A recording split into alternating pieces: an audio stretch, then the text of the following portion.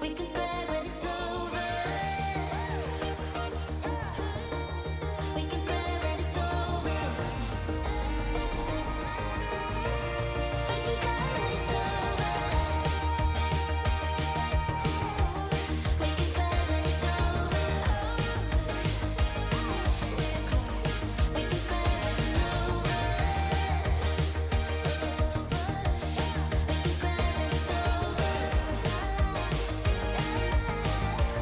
We can cry when it's over.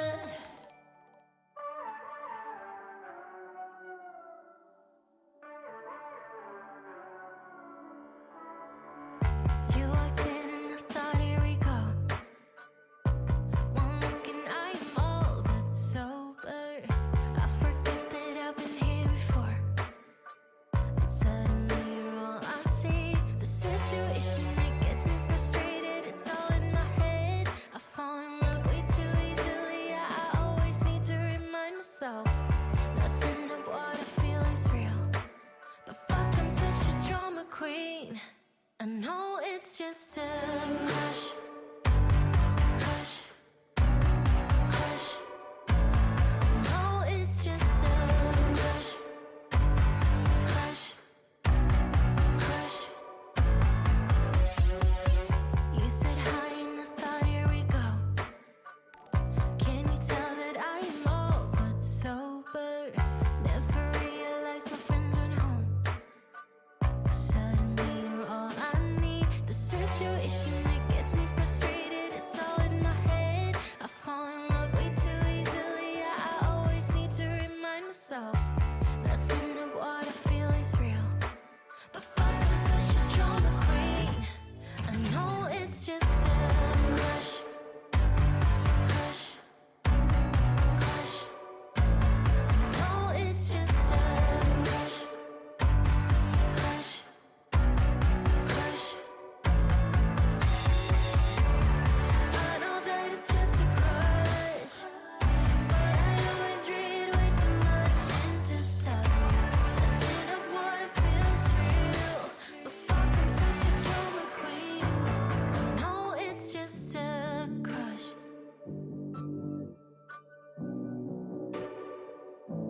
I know it's just a crush.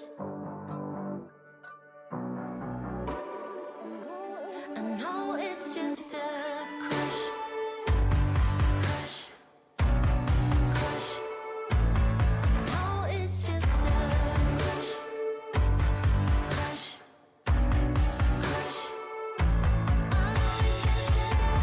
I know that it's just a crush, but I always read way too much into stuff. Nothing of what I feel is real. But fuck, I'm such a drama queen. I know it's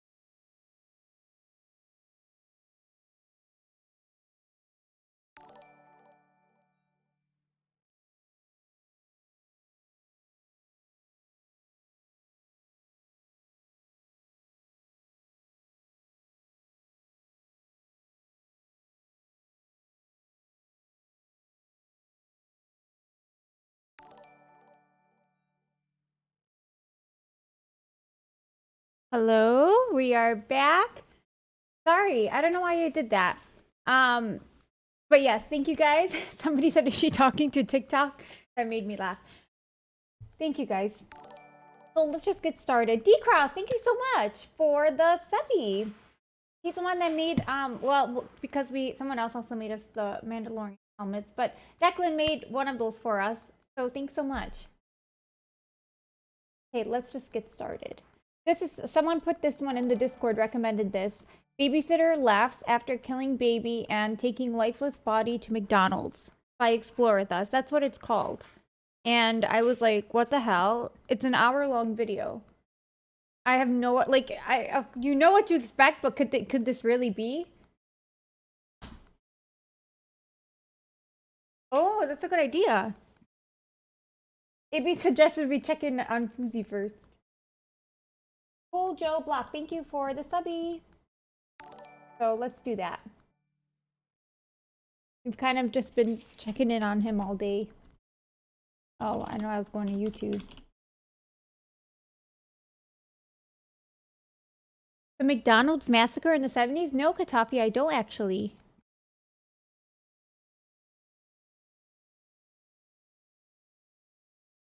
Oh, okay. So he is...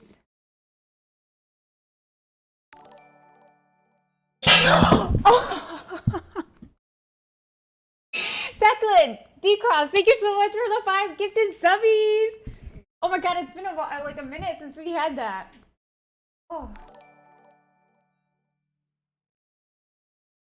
Charging for the cloud tomorrow.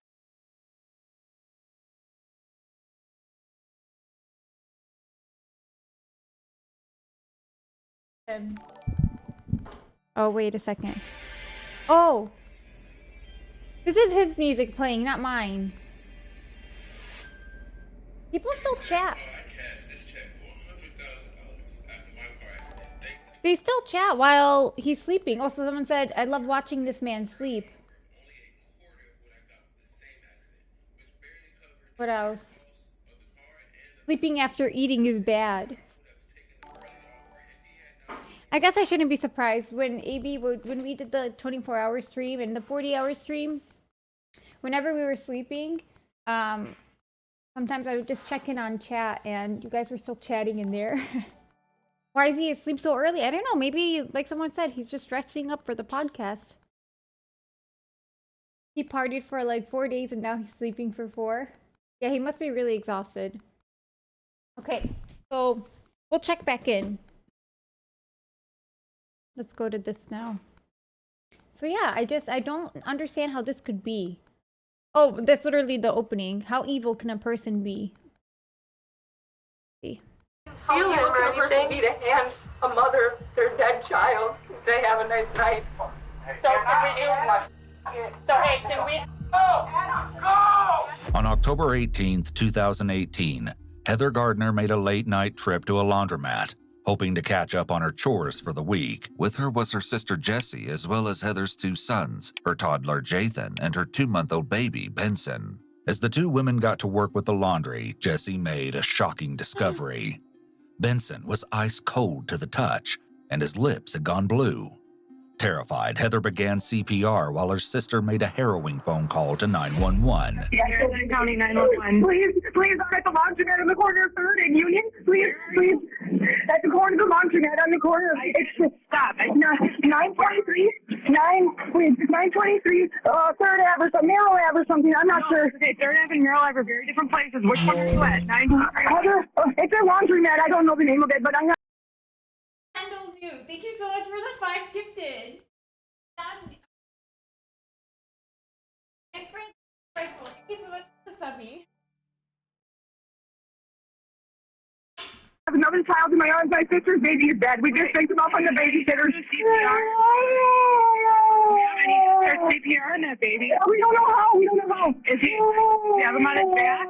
Oh, my mic is super quiet. Testing. It's all the way up. I think just because I moved it away because I was eating. Sorry, guys. So you don't have to hear me chewing. Kendall New, yes, you are first time chatter. Thank you so much for the gifted. To tip his head back. It's freezing cold. It's freezing cold. Tip his head back, Heather. Tip his head back. I need you to blow into his mouth.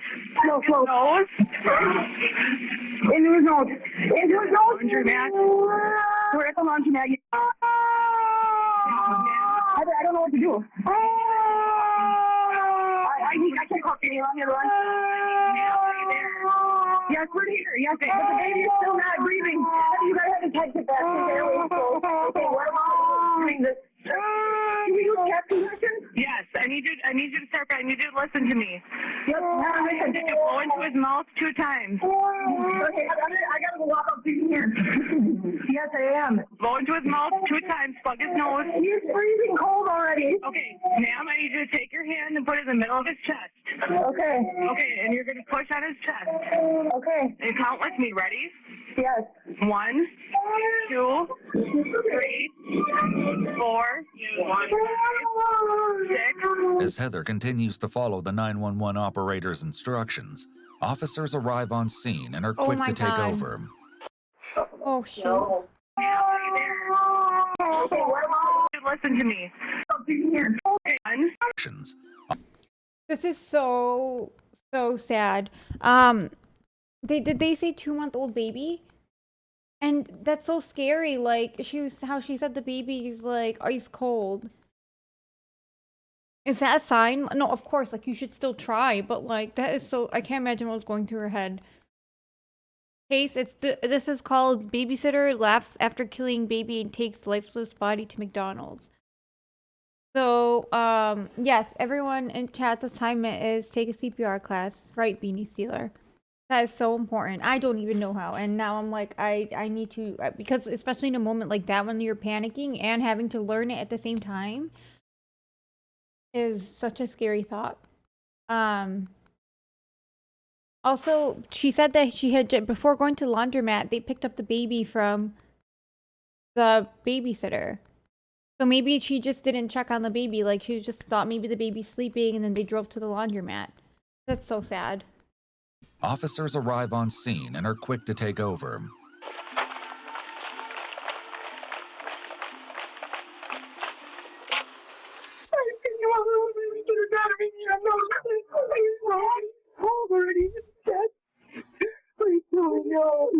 Are the police in there? Yes. Okay. I can't go to the baby, dude. I just go up to the baby and she makes my clothes and I took them off. It was cold and not moving. I can't do this. I can't do this. I gotta get When the ambulance finally arrives, Benson is rushed inside for life-saving measures.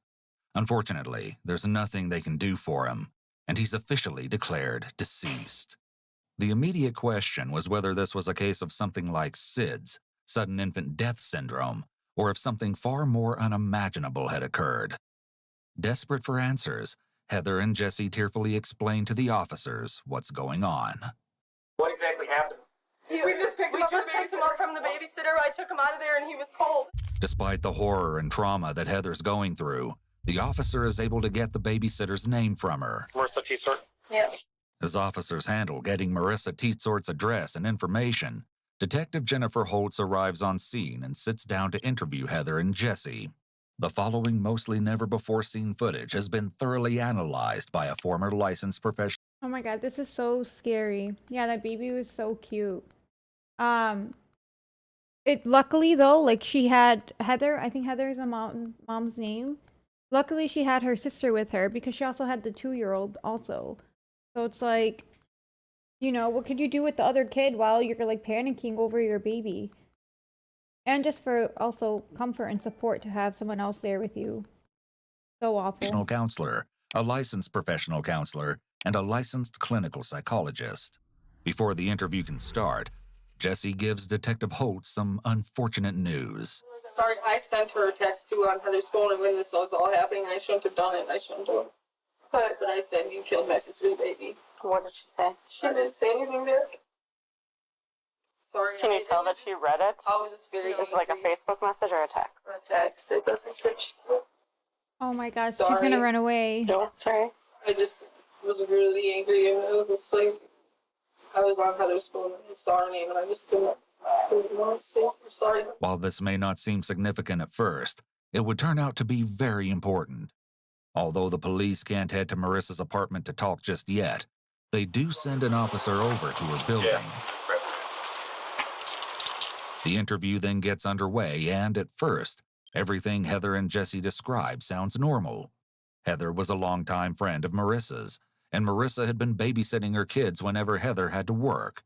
However, as Heather and Jesse describe their interactions with Marissa while picking up the kids that night, it becomes clear that something was very, very wrong. You guys both went inside. No, she didn't even let us inside. Yeah, she met us at the door. And then Marissa handed me the other baby. Yep, and just the diaper baby. And then Heather was in the doorway for 2 seconds and said something about the hickey, and then door shut, we were gone.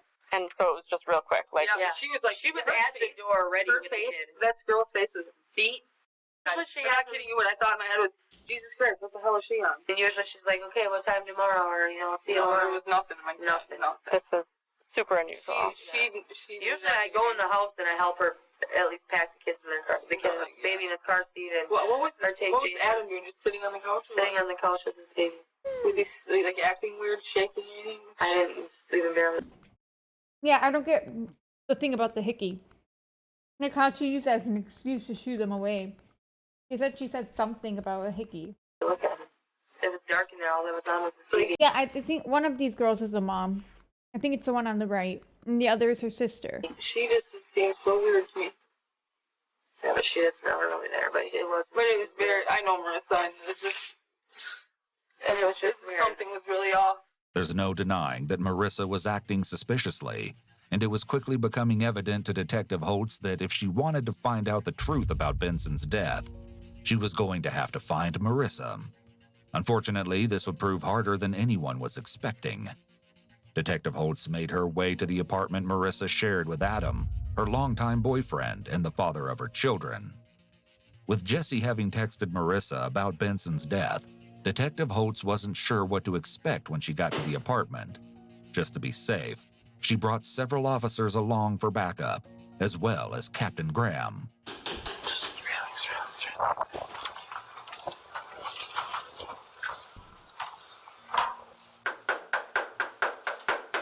Marissa, we're not going away.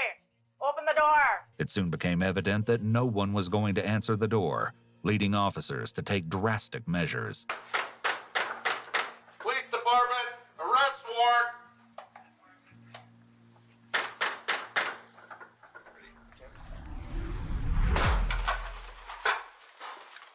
So, Pika Paprika said that as a mom, I don't think I could be there speaking knowing my baby was gone. I would be with my baby. I was wondering the same thing. I didn't want to comment on that because I'm not a mom, but that's what crossed my mind too. Like how she's just sitting there and like able to talk to the cops. I was wondering how long after was this that she found out her baby died. But yeah, her and her sister were just sitting there like kind of casually and like talking, giving the cops information about Marissa. And then Ruth said she's probably in shock. She hasn't really had time to process it yet, and her body is going into autopilot. That could also be true. But just interesting. I was wondering about that too. What's up, police? Anybody in here? Kids' room. Show me your hands, anybody?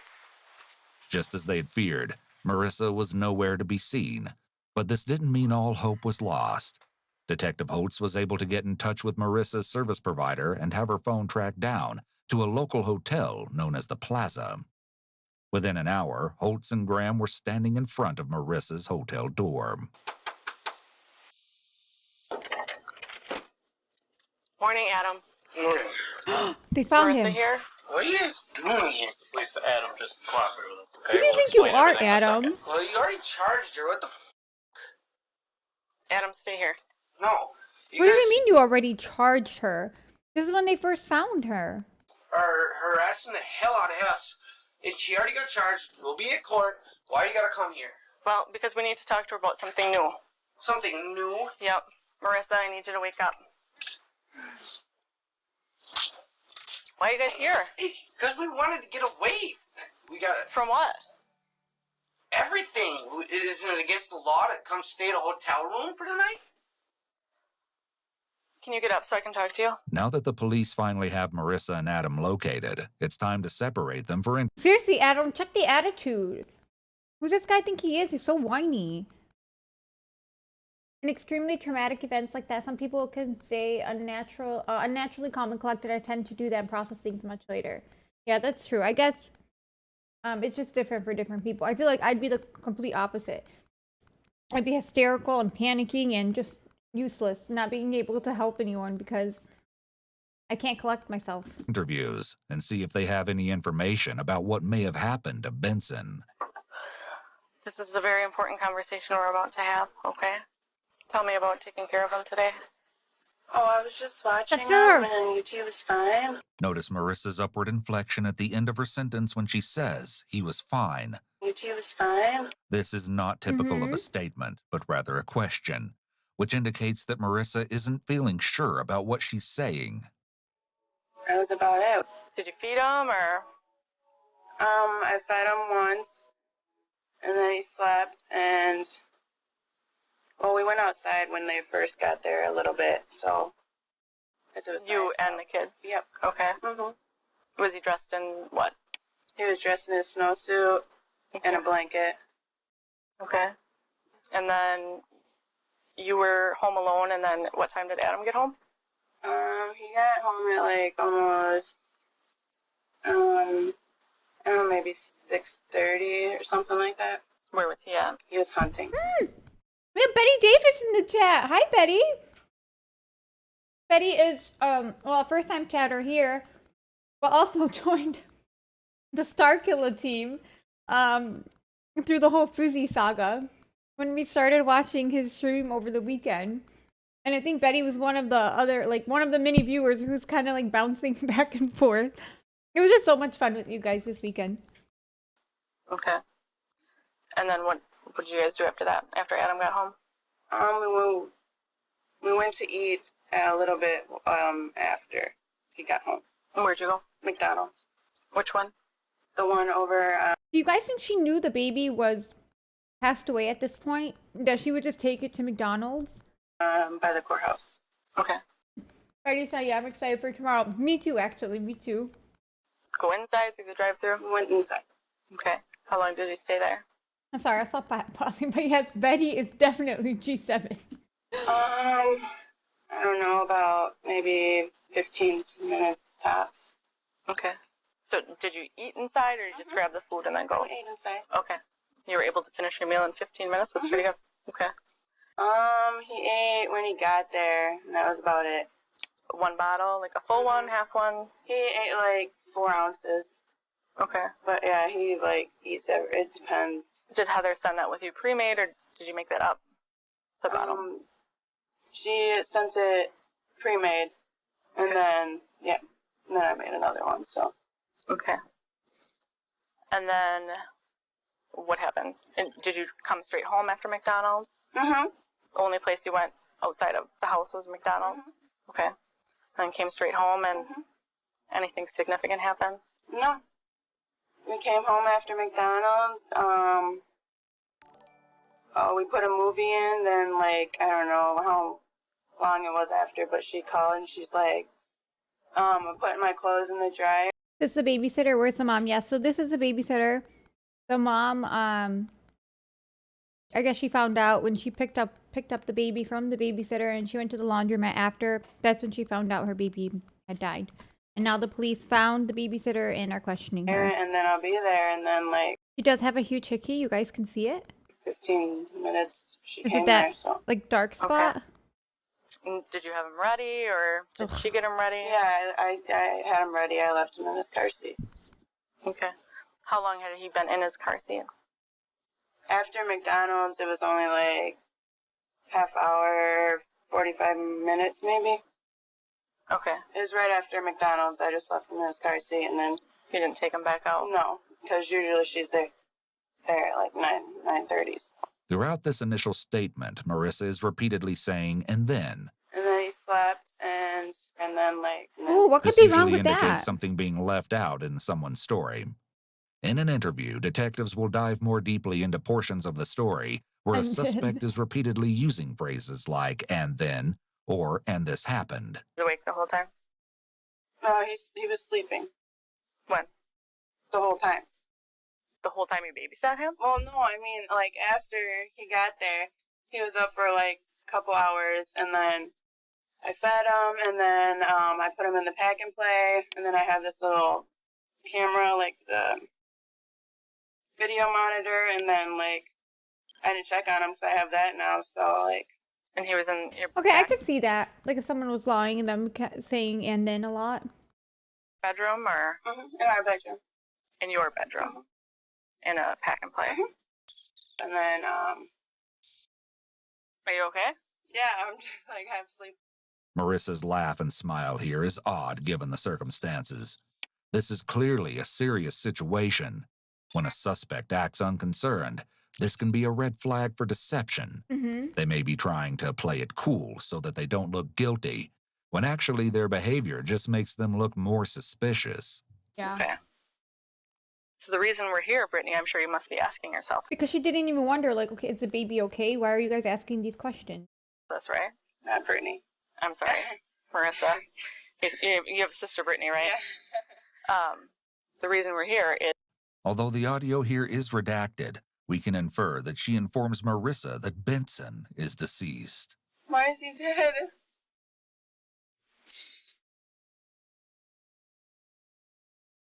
we were hoping that you could shed some light on that. I don't know what it And I is. need How? and I need you to tell me what happened. Oh, so fake. Yeah, she's such a bad actor. This is the most important conversation you will ever have in your life. Yep. I'm telling you. I don't. No, you're not telling me. You didn't tell me last time, and you're not telling me now, and I need you to tell me the truth. Heather deserves to know what happened. I know. As Detective Holt states, this isn't the first time that Marissa is being questioned about potential child abuse. In fact, it's actually the third time. 2 months prior to Benson's death, Detective Holtz was called to the home Marissa shared with her boyfriend Adam after a child sustained severe head Oh and my face God. injuries while in Marissa's care. Heather must have not known about this. She couldn't have. Why would she keep letting her babysit her kids? While Marissa and Adam claim the child just had an accident, Detective Holtz is determined to figure out the whole story. Mommy, nothing to hide. And Adam, when you say that the child fell off the couch, did you witness that, or? No, but, I mean, Marissa's one of these people that, I mean, Adam is guilty too, 100%. He is so guilty. she I'm sure he had something to do with resorted to this. drugs because her kids got taken away to the point where she was a rack of bones, and the only way we got her to go to the clinic and get clean, and she's been clean for 4 years now, is that we told her we were going to sign her into rehab. And she doesn't want to get forcibly put in. Sure. So, That's fair enough. but she has no reason to Come on, look at their house. What the hell? Bunch of coffee signs. Espresso yourself. I can't read the other ones. Whisked away by your dreams. lie to me. And I mean, whenever she babysits kids and we have other people that she watches for, this coffee table gets put in the living room, and then the kids get put toys on. Okay. And the toys all come out on the floor. As you see, they're here. Okay. I see this is like a matching set. Are they the same? No, they're not a set. Okay. They just happen to be the same color. Okay, I mean, got it. This one I got for free up in Merrill, and that one we've had for a long time. Do you know which couch in It particular? would have been this one. On that side of the couch. What's also sad is this abuse also happens in elderly care. I was wondering about that the other day too, and I was asking Amy, like, I wonder if all like retirement homes, if there's a camera in all the rooms, because if my parents were there, I would want that, but I guess like you have to draw the line somewhere because it's also violates privacy or whatnot. But like, I don't know. I feel like cameras are just needed everywhere these days. Sleeping. It was over here sleeping, and she just went to the bathroom. And she was literally just pulling her pants up, and she heard her crying. But, I mean, bitches like they are, and can't come talk to me about something, or come talk to us before they go and get you guys involved. I mean, she obviously fell and hit a toy Oh or my something. God. And Marissa's not gonna go and beat a kid. I mean, she was Oh, it's awful. My grandpa was severely abused in a previous nursing home. Oh my god, that is so sad. I'm glad you guys were able to find out and they It's didn't a get away child with and stuff, it. so she's very protective of kids. I mean, Nurse here always, but not all the rooms. I agree though. People be stealing too along with abuse. So sad. Shit, let someone do that to my. How would you know? I'll find out. Sorry, it's not funny. Abuse is almost so normalized. Oh my god, it's just so sad. this is all ridiculous. So- I'm getting a little upset about it. No, I know, and because- just calm down. Everything's I can't calm fine. down because, like I said, I got f***ed over Yeah. by social services too many times. I try to work with them, and I'll look. He's our 5th child.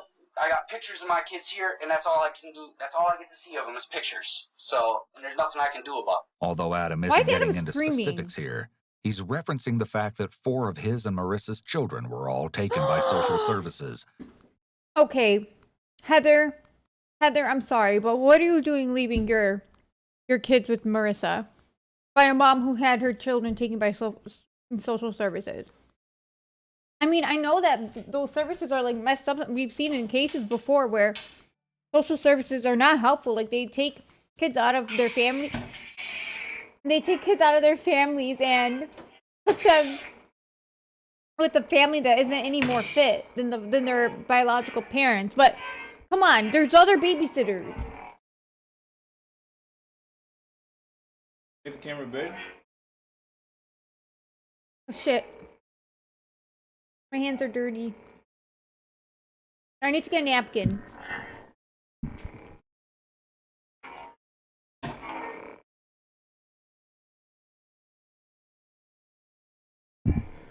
Hey guys.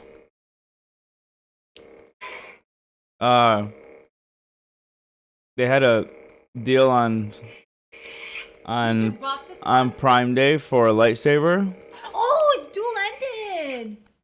and I found out it connects to my other lightsaber to make a dual bladed. Yeah, so Oh my god. if you're nice, I'll let you play with it. Can I see? My hands are dirty. No, dual. Whoa, this is fancy. It makes noises as you swish it around. I'm very excited for tomorrow. I'm so sad that I missed Sunday's stream with Fuzi. It looked so fun. Maybe I'm glad that... We tried to wait till he went out. Alright, I got stuff to do. Love you guys.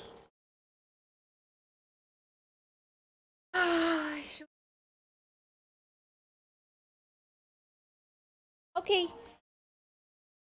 Thank you, AB. Oh my god, back to this devil. Over by social. Yes, may the force be with him. Root said, I hope Fuzi's live streams meeting AB. I don't know if he'll be live streaming there because he might dock the location.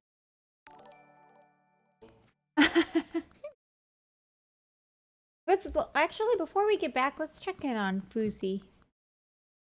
Oh, what? Oh, still, yeah. What is he listening to? Oh. Thanks, AB. What is he listening to?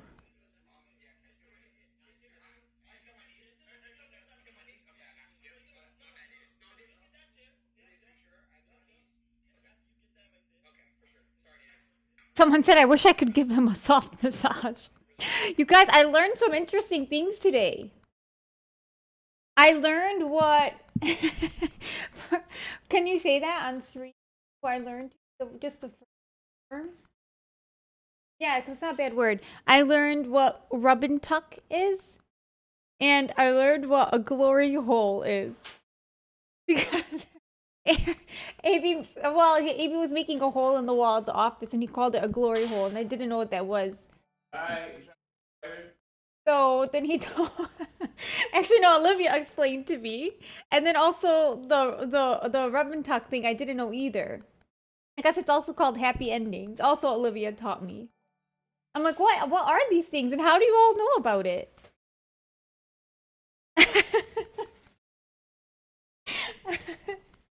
Just so strange. Yeah, I don't know. The world is just full of surprises. Okay, Fusi, we'll check back in. Social services tool. Oh, wait, hold on. Baby said, wait, I don't know what that is. Which one? Rub and tuck or glory hole? Oh, not a lot of people don't know. Oh, it's rub and tug. Oh, you! It's rub and tug, not tuck. I get it now. Ew!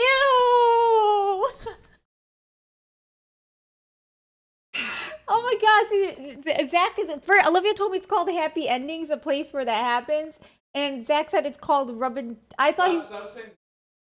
Oh, sorry, guys, sorry. I thought they were saying rub and tuck, but it's not. Oh my God. Okay, never mind. Tug is such an aggressive word. Caitlin said, I know, that's what I'm thinking. That's why I'm like, ew, it's too much. Okay, let's move on, because there's more serious things here. Too many times I try to work with them, and I'll look. He's our 5th child. I got pictures of my kids here, and that's all I can do. That's all I get to see of them is pictures. So there's nothing I can do about it. Although Adam isn't getting into specifics here, he's referencing the fact that 4 of his and Marissa's children were all taken by social services. Had social services known about their 5th and youngest child, he also would have likely been taken. Detective Holtz and the women from Child Services wait around in the apartment for a while until, finally, Marissa arrives home. Oh, hi. Hi. Marissa? Yeah. Put it on the dogs in the house, so they're in the bathrooms. Hello. So I'm Jennifer. That's her. Detective That's with the her. Police Department, and I've been assigned to investigate, follow up on who I understand you were providing care for. And these fine young ladies are from social services. So because there's a child involved and you were providing care for that child at the time social services gets involved. So I just need to hear from you. I was babysitting. She went to bed, so I decided to clean. And then I was like doing dishes. And then her screaming, and then stopped doing dishes, and then fell off the couch, and there's a bunch of toys. Because usually I have her sister, so when she like follows her, so I had a bunch of toys out in the living room. Okay. So you were doing dishes and you heard screaming. Mm-hmm. Was she sleeping or? Yeah, she was just laying there. Yep.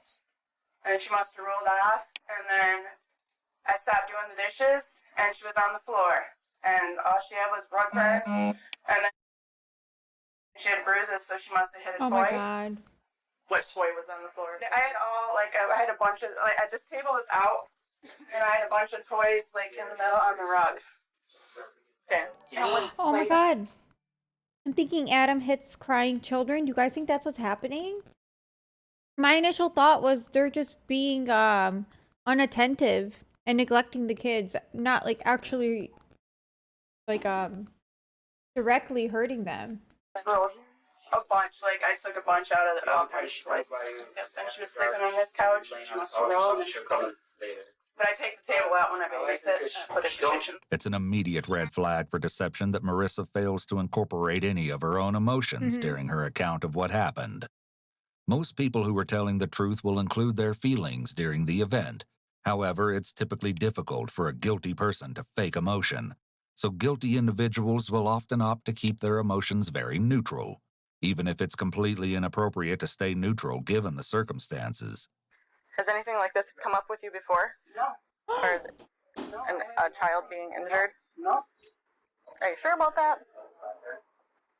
Were you talked to about a year ago for a child that was injured that sustained a skull fracture? A skull fracture in her care? Why is anyone leaving this lady with their children? That was not me. You were providing care for her? Well, yeah, I was, but I don't have any child, no nothing. It's so sad. A kid with skull We're fracture. kids, so I love kids. I don't beat them, nothing. Okay. I always babysit people's kids. Like, Right. And nobody's saying you beat anybody, but people lose their temper sometimes. no, I've never. Things like that happen. I never had postpartum, nothing. Noticeably, Marissa also doesn't flat out deny these prior allegations. I love kids. I don't beat them, nothing. In theory, it should be a flat out denial, but she just can't seem to get the words right, something that will surely stand out to detectives. Talking about how much she loves kids is still not a straight denial of her allegations.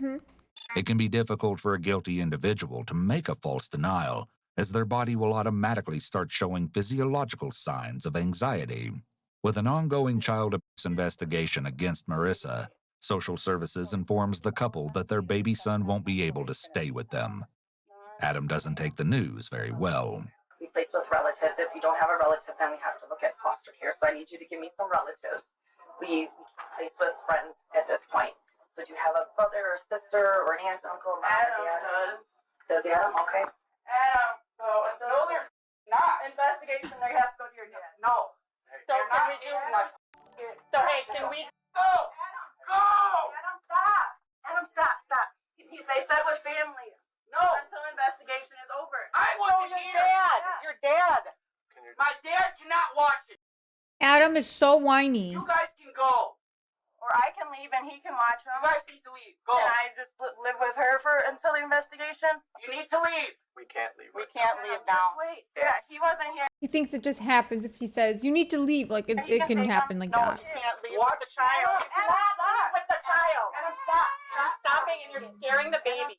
You're scaring my baby. Get the out of my house! I will go. Can that work? I'm sorry. We need to sit down and have a civilized No, conversation. you need to about leave. Adam, just stop. Adam. I told you guys, if you Adam. think you're taking my kid, you guys can Adam, go. I will leave and No. you can have him. They need to leave. No, because they'll take him. I asked you nicely. right now is Adam, not. stop. I asked you nicely. I thought there's a baby crying. I told you guys when he came to my house. Did I not? If you guys think you're taking my kid or asking my kid to go That's why anywhere, we're trying to figure out a family member that. I do not have any family members. We have no family. I was not here. Why does my kid have to leave when I'm his parent? Oh, you think so, Sarah? They're from Wisconsin. Those accents are thick. I don't notice an accent in them. She was the only one here. You can leave unless Well, that's what's going to happen. Oh, I She kind of. was I staying kind of do. with Shayna. Okay, right there. The baby's sitting here.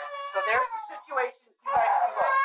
Well, we're not leaving until it's sorted out. I just told you what's going to happen. No, it's not fine. I told them when they came in the house. I let them in nicely, and I told them from day one. So I'll live with Shayna until it's over then. You guys are lying, all you. That's why I don't trust any one of you suckers. I don't think anybody's lied to you at this point. Yeah, well, you kind of did, because I told you specifically.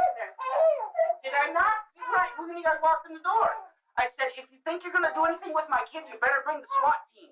That's exactly what I said. And I'm sticking to it. So you guys need to leave. And that you have to take him on.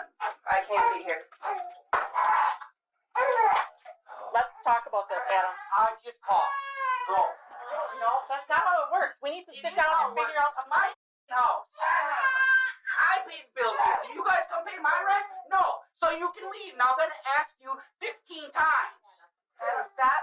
So they're letting him stay with you. I'm leaving. Adam, just calm. But he needs to calm down, Right. Because we're not. Oh my god. Oh my god, they're letting letting him keep his baby as long as she leaves. As Marissa leaves. It's going through the back of my door. Yeah, I don't know where did his shirt go. He walked down that hallway a little and he came back and it was gone. He clearly has a temper, so he hits the kids, I can just tell. Yeah, I guess maybe. Like, why can't he even calm down? Sit and relax. I'm relaxed as soon as you go out my door. You can talk through the door, but I don't want you in my house no more. Stop. Can't he just take him and I leave? I can't leave a child here with him in the I know. condition. Because I'm pissed off because you guys are Adam, just stop. two-faced motherfuckers. Adam, just stop. They're two-faced. I'm calm as soon as they leave. Stop.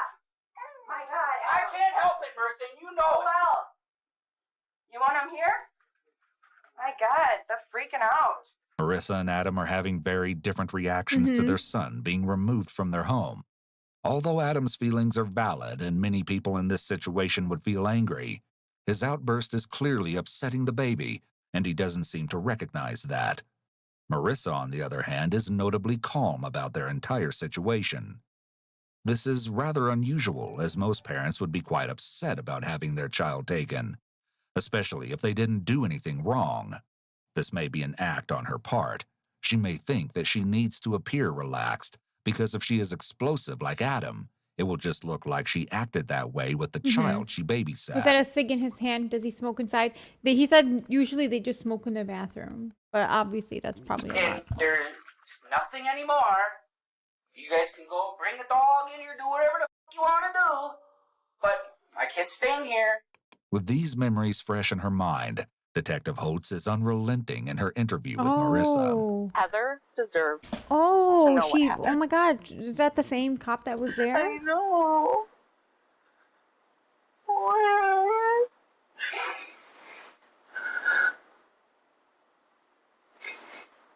Oh my God, it's so fake. No, Right? I am true. No, you're not. I am. I don't know what happened. Oh my God, she's so scary. I understand that things get frustrating, God. especially with you being pregnant and having a Yeah, child of your no, own. They were frustrating. I promise you that. Marissa is likely trying to bolster her statements by stating, "I promise you that." When someone is being deceptive, they will try really hard to sell you on their story, whereas someone who's being honest doesn't need to go to such lengths. Marissa may not have been comfortable enough with her answer about how the kids weren't frustrating, likely because it was a lie and she did find them to be frustrating. So she needed to prop her claim up with a promise to Busted. make it sound more convincing. This theory is backed up by Adam's statements to Officer Cole back in the hotel room. So you get home, what time? 7? 6:37, somewhere in that area? And what's going on in the apartment when you get home? The kids are all sleeping. The topic then shifts to Jathan, who Marissa also babysat. He doesn't play with much. He's a pretty quiet kid. I shouldn't say quiet. If you look at him wrong, he starts crying. Oh, I mean, lately he's been Rain, getting thank you for the used to prime us. subby. Then take me through the rest of the next few hours until you guys decide to come over here. We went to McDonald's, came home, and I can't believe these two are having another baby. Why are they doing this? Went to McDonald's. All of you? all of us, the 3 kids in the back seat, and Which McDonald's? the one by the courthouse. Okay. Then came home. Who picked them up out of the back and play and put them into the car? I picked them up and put them in there. Okay. Absolutely normal to me. And what is normal? Whiny. As soon as you pick them up, he whines and stuff. So he was making noise and Yeah, making noise and. open his eyes at all? Yeah, I mean, crying and everything else. Adam It's describing awful. Heather's kids in such negative terms is concerning. Referring to a 2-month-old baby as whiny is especially unusual, because it's normal for a 2 baby. months. Oh my God, 2 months. You know how small they are at 2 months? Well, that small. But this picture, it doesn't really show it, but they're so small. That's so sad. Also, I was wondering that too. CPS should have shut her little babysitting ring down as soon as her first batch of kids were taken from her. True, but maybe they didn't even know like she still has kids in her care regularly, because maybe it's not like a formal or like an established business. Because her and Heather are friends. They were longtime friends, is what Heather said. So maybe it's just something like she watches her friends' kids. Be that young to cry frequently. It's also possible that being overly critical of the children is a misguided attempt to protect Marissa. Back in the hallway, Marissa attempts to explain why she and Adam fled to the hotel.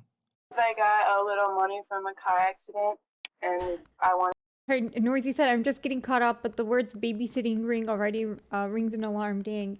This is so sad. This lady here, Marissa, and her boyfriend Adam, I guess they watch kids frequently or regularly, like their friends' kids. And this most recently, the last kid they watched, the baby died, the 2-month-old baby. But we're just learning that there's been previous instances and like with other kids where CPS came because kids were injured in their care. I wanted to go swimming and stuff, but by the time she picked the kids up, and then I wanted to go in a hot tub, but I don't think I can when I was pregnant. So. What's the real reason you're here? No, that is the real reason. I'm serious. Nobody who lives in this town checks into a hotel at 9:50 p.m. after a baby died in their apartment. I don't know. I didn't know he died. And that's also a lie because she texted you and told you that he Oh, died. true. Oh, busted, Marissa. First, I'm like, oh my God, she's screwed. Like how the sister kept saying, I'm so sorry I did that. I'm so sorry because basically she tipped her off and she left. But I guess it's helpful now because look, she knew and she still came to the hotel. No, it's not. Yes, it is. No, it's not. I'll show you my phone. I'm serious. How do you think? Someone sent all the scuffed messages. What were the messages? Sorry. Hot tub, but I don't think I. Tonight and go in hot tub or okay. So when she picks kids up, we will go KK in a nice one. If that's what you want to do. What's the real reason you're here? No, that I'm is glad I the went real back to that. reason. I'm Oh! serious. Nobody who lives in this town checks Sorry, into a it's gonna do hotel at something like that. 9:50 p.m. after a baby died in their apartment. I don't know. I didn't know he died. And that's also a lie because she texted you and told you that he died. My phone's off. No, it's not. Yes, it is. No, it's not. I'll show you my phone. I'm serious. How do you think we found you? It's obvious that Marissa's story isn't adding up, but the question is, what exactly could she be hiding? Marissa is likely keenly aware that with her previous child investigation, she looks incredibly suspicious right now. Even if Benson's death was just a heartbreaking accident, her history with kids makes it hard to trust her. Could she and Adam have fled to the hotel because of this? I'm serious. Now cut the crap, Marissa. This is the third time we've had a discussion with you about a child, an infant in your care, and now one is dead. One is dead. I didn't do nothing to him. Then who did? No one. He was fine. Did Adam do something to him? No one did anything to him. He was fine. Babies don't just die. Marissa keeps sniffing and scrunching up her face as if she's crying. However, it doesn't appear that there are any tears falling. She's likely trying to give off the appearance that she's upset, but she's not a good actress, and it comes off very disingenuous. He was fine. Babies don't just die. I would not kill a baby. I'm sure you didn't mean to, Marissa. Sometimes it's not what you do, Marissa. It's sometimes what you don't do. And maybe there was something you just didn't do tonight. That cop doesn't talk much, but he's right. Yeah. Left him alone for too long. Yeah. Oh my god, you guys are right though. The hickey. It's right there. It's bad. No, I didn't kill him. Was it an I'm accident? trying to steal. Did you leave him alone? I left him in the pack and play after we got after we got back in from outside. Was he okay? He didn't make any noise. I have that video monitor thing. I didn't kill him. I promise you. I didn't. I would never kill a baby. It's bad. Can you really all tell my accent when I say that? That's what I think everyone says. It's mostly with like my A's. And some people notice the most. So what happened when you came back from outside? Check that.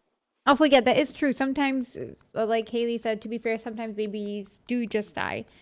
They did mention that, Sids. That must be rare, though. He just uses the video baby monitor. And you went back inside and checked on him. Huh? You went back inside. And he was in the pack of blood. What you saw and observed. Why? Why? Are you going to sleep? I use the baby monitor, and when he like makes a noise, you can hear it. And I didn't hear anything, so. But I didn't kill him. I At what point did you realize that he was dead? I don't know. Did he die in the back? Marissa shrugging in response to Captain Graham's questions are huge red flags that she was involved. Someone who is innocent would readily be able to provide clear answers for the questions. Rare but uncommon. I didn't kill him. Like I said, there is things that you commit, things that you do, and Oh my god, that's so interesting. They have these new crypts now that are breathable in case the baby turns over on your belly. I just heard about that. Like, that's, oh my god, it's about time. Those are so useful. times, as a result of things that we don't do, bad things happen, and we know that bad things happen. I didn't kill him. When did you know Marissa? I didn't kill him. I know. We know. Accidents happen. I just didn't. I thought that baby monitor thing would be fine. So I didn't check on him. She's horrible. How long? It's okay. Oh, We can talk. Jennifer Pan. Is she the one that killed her parents? I think we did see that one, and it was wild. I'll get you some tissue. oh my god. Oh my god. Sometimes things happen, but we need to know the truth, and that's all, okay? I just did check on him. I have a baby monitor, but I didn't kill him. The detectives know that most suspects are more comfortable admitting to an accident rather than intentional harm, and Marissa is no exception. She's latched onto the scenario, likely because she thinks she won't get in as much trouble. While there's every chance that this may be the real truth, there are still some parts of Marissa's story that aren't making sense, and as Holtz and Graham are about to discover, Marissa knows a lot more than she's letting on. Oh my god. So how long was it that you didn't check on him? So start over. It was like after Oh, that's when sweet. like before Adam got there, I checked on him. The case Did you of know Lisa that? Montgomery? Okay. Thanks, guys. You guys always have such good ideas of good things to react or watch. If you guys can put them in the Discord, that would be so helpful. I don't always remember stuff from the chat afterwards. But I didn't kill him. I know. Oh my god. Oh my god, that's so... Curtsy Cup said Marissa looks like she wears Cookie Monster PJ pants. He does. How is that so true? Huh? How did you know? Just because it's been that well, he does sleep that long and like, but I don't know, That's he like so felt true. cold. And I was scared. I'm My sure. boyfriend wasn't there and everything, so oh my god. I'm sure it's scary. How did you find him? How was he laying? I put him on his belly. And how did you find him? It How was like just on his belly? Where was his face? in the on like this. Face down? Did you? I'm just trying to. So, if this is his face and this is his back, and you put him like this, and you didn't find his head turned anyway, it was just straight down? I think it was. Is there anything coming out of his mouth? Or No. Okay. No. And he felt cold then, and that was before Adam got home. Who picked him Oh. up out of the pack and play and put him into the car?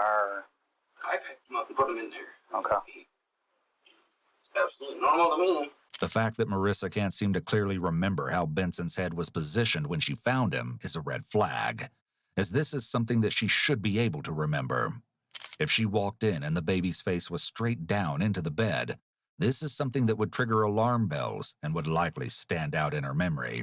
But that baby monitor was like almost $100, and like when they make any noise, they're like, you can hear it.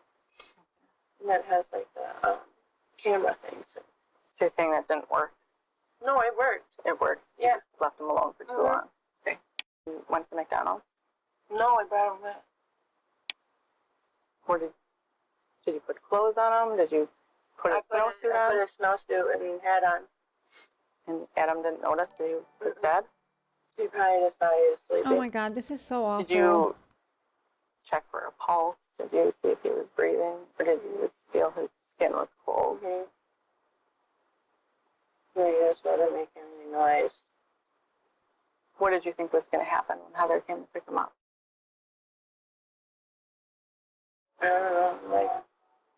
Did you Why think is she she wasn't going to laughing? notice? Or Oh, yeah.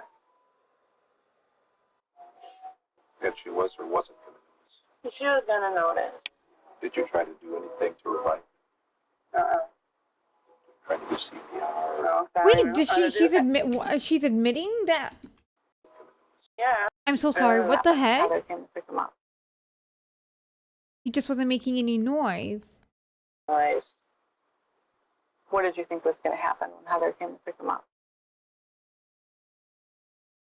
I don't know, like... Did you think she wasn't going to notice? Or Oh, yeah. That she was or wasn't going to notice. She was gonna notice. Did you try to do anything to revive her? Try to do CPR? No, I don't even know how to do that. Help me understand discovery of their... Oh my god, you guys, this is so crazy. I'm like, I get so scared sometimes the thought of having kids because, like, she babysits kids and doesn't know CPR. That also is wild. That's why I think, like, it's not like an official business or something that's, like, sanctioned by the state or she has papers to be doing this because, for sure, I'm guessing if you have kids in your care, you need to be certified with that stuff. But, yeah, I'm just so scared. Like, of course, I would never leave my kids with someone like this or someone who, other than family, really. Someone who I can trust, but, even just like the stuff like shootings in schools and all of that, it's like, god, they're never safe. If they're not safe at school, where could they be safe? Yeah, why didn't you call police? Because I was scared and my boyfriend wasn't there. And I didn't want my baby taken. By this point, Marissa has mentioned several times how she was scared, but she doesn't express any concern for Benson or how his mother is feeling now. Marissa appears to be very egocentric and is only thinking about the baby's death in terms of how it affects her. we do have an arrest warrant for you based on your other child. So we were going to be taking you into custody. Can I smoke a cigarette? Sure. Thank you. We're When am I gonna get out? Benson is a cursed name. I don't think Jathan is the other kid's name. I think that's a cursed name. Benson, not so much, but Jathan, it's like Jason, but you're saying it with Liz. Oh. Although it seems like detectives are getting the truth out of Marissa. And I smoke my meth pipe first. Asa 13 said, a lot of you were saying she looks high or that she's on drugs. There is one major problem. Her story isn't matching up with Adam's. According to Marissa, Benson was dead before Adam ever got home, and Adam was none the wiser. Benson was dead before... Benson was dead before Adam ever got home, and Adam That's what was she's none the saying. wiser. However, Adam is claiming that not only did he pick Benson up and get him loaded into the car, but supposedly Benson was crying and whining during this. Oh, yeah. One of them is lying, and it's up to the police to figure out which one of them it is. Okay, Adam, here's what I need the explanation for. We know why you guys came over here. Do we trust Adam or her more? I don't know. I don't know, you guys. I think her just because the title of the video is Babysitter Laughs After Killing Baby and Takes Lifeless Body to McDonald's. So that's why I think the baby was dead already, like they're saying. Here. On my children's, on my life. We know Marissa's received messages on her phone letting her know. The audio is redacted here, but the officer informs Adam that Benson is deceased. Come on now. I swear to God, I did not know this. Yes. He's even a worse actor than her. Oh, I swear I didn't. Always magic. A first-time chatter said, I definitely found my people on here. Are you saying because the chat is so funny? Because that's what I always say. You guys are just... I love your guys' type of humor. It's my favorite. So, I swear, I didn't know. Marissa's phone is in here somewhere. I didn't know, I swear. Heather has my phone number. She never, Lies. not once. So that's your phone? This is my phone, yes. Where's Marissa's phone? I don't know. I can call it and find it. It's, That's all right. and then you guys come over here. You leave shortly after Heather leaves. And another reason we came here is Marissa's sister is supposed to be getting her kids tonight for the night. So we figured we'd come get it and she can just take the room tomorrow. Or today. So there's going to be an autopsy tomorrow that's going to tell us a lot more than what we know right now about the cause of death. And if things don't add up, Yeah. because right now I'm seeing a lot of red flags about why you guys came over here. No, Why nobody. There appears to be two options here. He's either telling the truth about part of what happened, meaning he did get Benson out of the pack and play, but he knew the child was dead. Or he's lying about being the one to get Benson out of the pack and play because he thinks this will protect Marissa from getting in trouble. Accidents happen, but there needs to be some sort of explanation that has to come from one of you two. Destiny, thank you for the subby. So I don't understand. It's like, what were they expecting? If the baby died in their care and then they just gave it to their mom and like, okay, bye. Like, what were they expecting? Did they really think they'd get away with it? Or both, yeah. I don't know. I mean, we see babies that it's kind of a bedding issue that they suffocate accidentally. I've seen children that were given too much medication because they were too fussy, too whiny, and so the caregiver was trying to get them to sleep or, Officer Kolb is offering up more acceptable reasons for why Benson may have died. He's being careful not to portray Marissa as being a cold-blooded killer because he knows that could make Adam shut down from the conversation.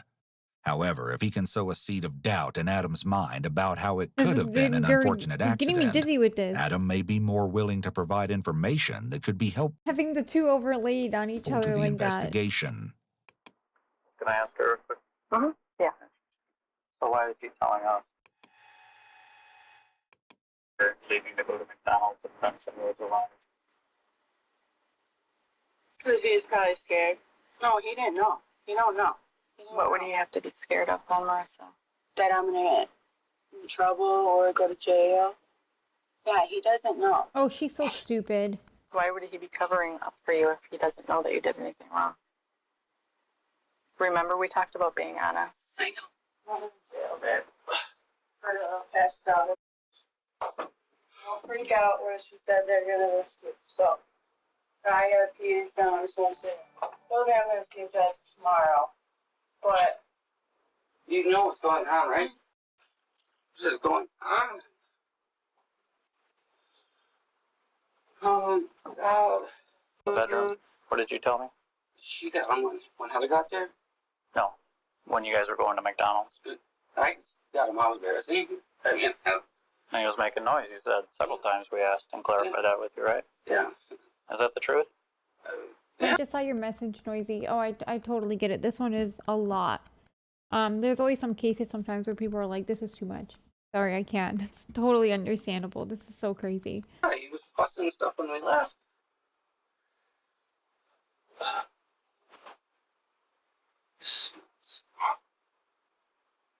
We just don't want this situation complicated by lies. Obviously, we're all just trying to figure out what happened. I know. And Marissa's made some admissions to some things, but there's just some little things that aren't matching up with what you're telling us and what she's telling us. I just don't know. I mean, I don't remember. I get him out of the bedroom, or did you, or when we went to McDonald's? I don't know. no, I did. She did. I mean, I just don't remember. Adam's claim of "I don't remember" is a selective memory statement, which can sometimes be legitimate or could be a sign of possible deception. It's possible that Adam used deductive reasoning to figure out that Marissa was under suspicion for something related to Benson. He likely didn't know what Marissa was being accused of, but it was clearly related to her care of other children. so he decided in the moment to lie in the hopes that he could protect her from further trouble. However, he might be less willing to protect her from trouble after he learns what she's been hiding from him. Love you.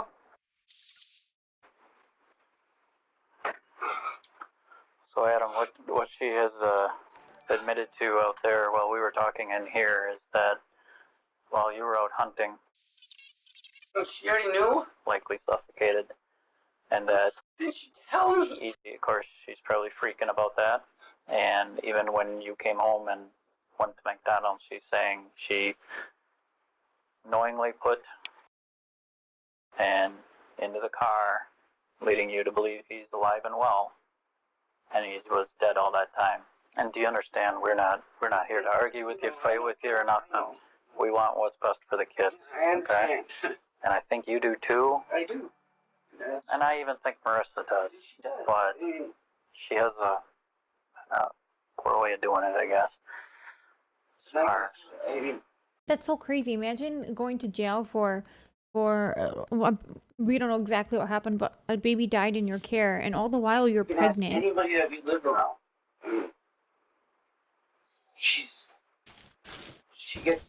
Everybody gets in a mood where they don't want to be bothered or whatever. But normally when that happens, she'll tell me, and then I'll take care of her, and she can go take a shower and do what she's got to do. So every time this happens, I don't know. He's flipping on her. He's flipping. That's what I told her. I didn't want her watching any kids. As Adam waits at the hotel to deal with CPS, Marissa agrees to go back to her apartment with Detective Holtz in order to demonstrate how she found Benson. If Detective Holtz can clearly see how Benson was positioned, she may be able to determine if his death was the result of an accident, SIDS, or something far more sinister. We have these dolls just because it makes it a little more realistic as far as like facial shape and things like that. What I want you to do is just like walk through exactly how you put him down. Crabby. Okay. Yeah, so then I just put him in here. Oh my God, whose and baby I is that? put Oh, it's a camera on doll. and put Oh my God. I'm like, why are they letting her even physically touch a baby right now? Put him in here and then put the blue blanket on. So when we were at the hotel, you were talking about like his face was to the side a little bit. Yep. Can you show me exactly how his head was? I know his Yeah, body I don't know why she keeps giggling. Right, this isn't completely anatomically correct, but if you could just show like how his face was. I realized that his body was flat, and it wouldn't turn up like that, but was it to that side specifically? So to his right? So, yeah. Although Marissa's been laughing and smiling throughout this demonstration, she's likely still feeling some anxiety.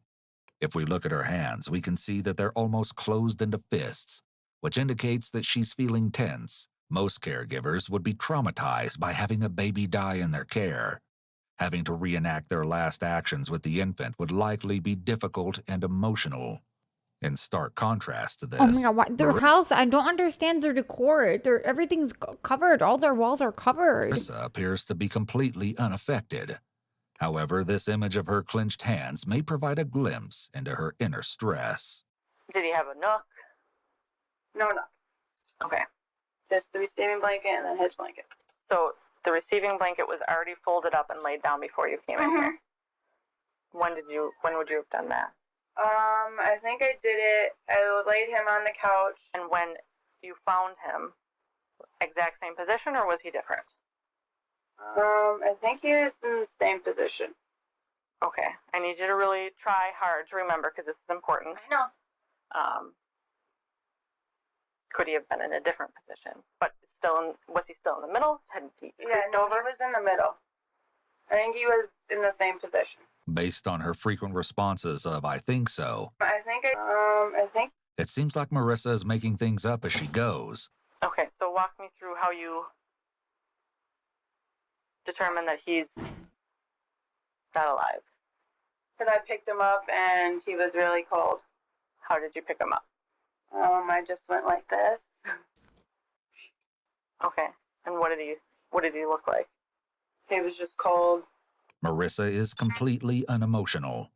Once again, she fails to mention any of her thoughts and feelings when she discovered Benson was dead, which could be a sign that Marissa is being deceitful and hiding something from the detective. The question is, what exactly is she hiding? And then what did you do? Laid him down, put his snowsuit on. Where did you lay him down? Oh, I think I laid him on the floor.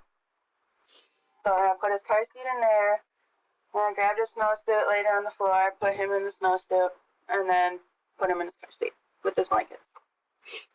Okay. And then where did you put the car seat? I think I left it in there. With the door open or shut? With the door open.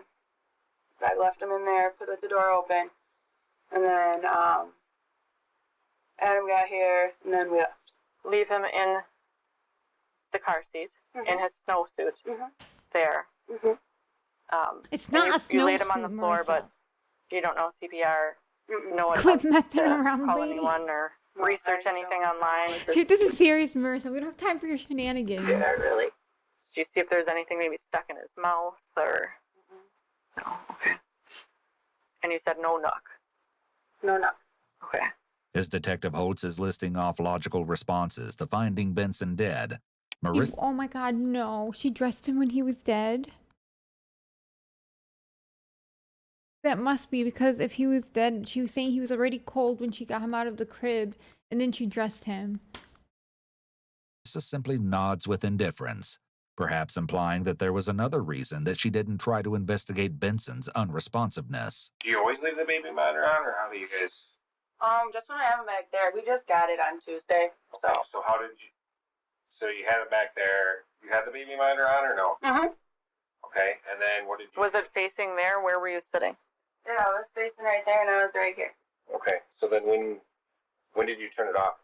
After they left and we left. Okay, how did you turn it off? What do you mean, like I just turned it off? Turn it on and turn it off. So it surprised you to know that your baby monitor is unplugged? Is it? Yeah. I might have unplugged it too, because you have to charge these. But I did have it on and everything. Why would you unplug the camera? What? The camera. Because I stopped using it. When I stopped using it, I just unplug it. I did have it on and everything. Are you sure? I mean, when you're done I'm using sure. it, you just turn it off. I promised on everything. I had it on. Marissa making promises are likely attempts to bolster her lies. Having gathered all of the relevant information at the apartment, Marissa is officially arrested and spends the rest of the night in jail. Although it seemed Marissa was telling detectives everything she knew about Benson's death, his autopsy came back with shocking results, prompting no. Captain Graham. Also, Death Grips, thank you so much for the gifted. Wow, long time no see, man. And Detective Holtz to bring Marissa in for one more interview. There you go. Hi. Hey. Oh, Betty said drugs can mess up your brain and turn someone into that, but yeah, some are just born evil. It's hard to tell this lady, like how can you be like how can anyone hurt a child? It's so crazy. And if it's drugs, then like what? Is she just on them all the time? Well, as we discussed the other night, I attended the autopsy, so I just wanted to follow up with you and give you some information regarding that. So, but I heard your rights again, and it seems a bit redundant, but. This room setup is not ideal for an interrogation, as there's a huge table between Marissa and the detectives. It would be better if there was no table at all, so that the detectives could observe Marissa's entire nonverbal communication, instead of having half of her body being hidden from view. I can say, without a doubt, that what you're telling me is not true. It's got very severe injuries to it. Yeah, I don't know how. I'd like to give you an opportunity Yeah, to explain yourself. I promise Oh you, my I God. did not do nothing to him. Promise. That's why I asked you I if you know. got No, Beard and Cheer, thank you so much for the gifted. Adam claimed she was 4 years sober. Oh my god, I must have missed that. Did he roll and tumble just a little bit first? Not that I've seen. No, I did not Oh my, what do could she have done to a anything him. 2-month-old to have Marissa injuries uses to a the head? qualification phrase when she says, "not that I seen," which gives her an escape in the future, allowing her to blame her faulty memory or say that she didn't see what had actually happened. Based upon what the doctors saw, based on what Jen saw, is that the child did not die as a result of not being able to breathe. And I'm hoping that, based upon your relationship with Heather and based upon the genuine love that I know that you have for children, it's important that Heather knows what happened. I didn't do anything to him. Oh my god, this is so sad. Babies are so fragile. Oh, well, I'll do that. Let's get, what do they call it? Check it on Fousey. He's so sleepy. Oh my god, did you? I just noticed Muffin. Muffin is so cute. She's just sleeping next to him. You guys think he'll bring Muffin tomorrow? I hope so. What is this chat saying? Oh, Aiden Ross in the background. TV kind of lit. Turn it up. Need to turn the lights on. Okay. I know. I hope he brings him too. Oh, we got movement. We got movement. What, should we stay a little? This is the longest we've seen him sleep.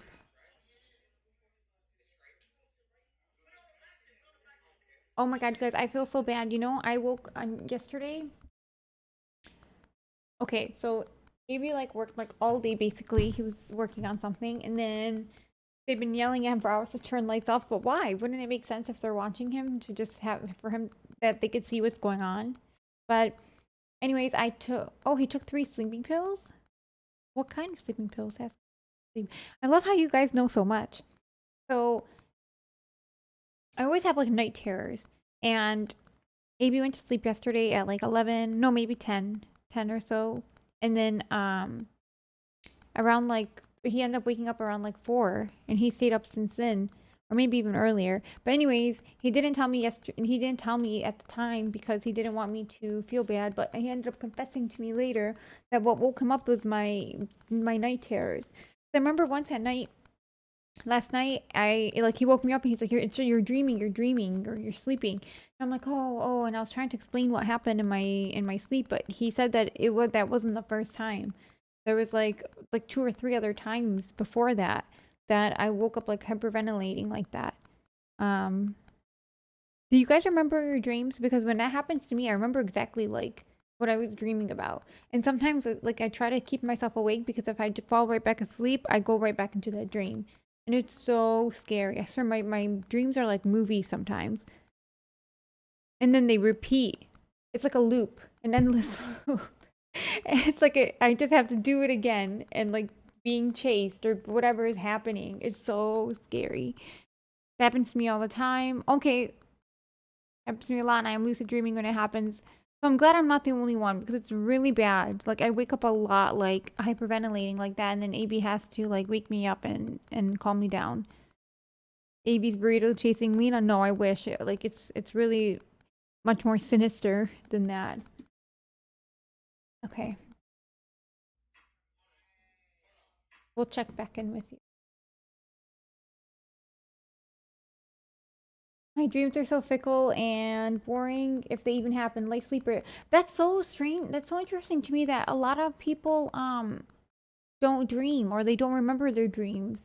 Sometimes I wish it was like that for me, because my dreams are just so awful. But at the same time, sometimes they're so nice and they feel so real. Like I'll be flying and stuff, and the world just looks so pretty. And it's like I can control where I want to fly to and things like that. And it just feels so real. So I guess it balances itself out.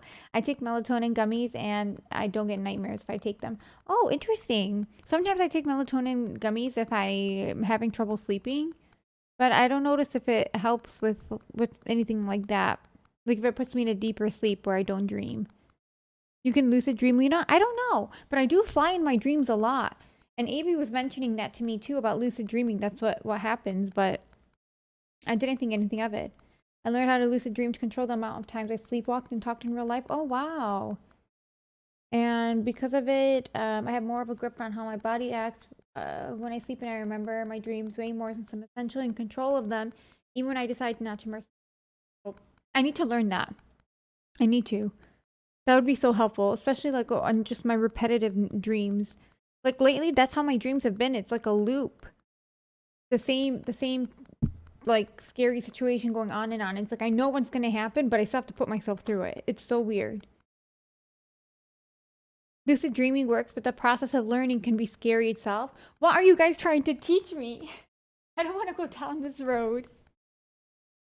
Do you do any dream journal stuff? No, not really.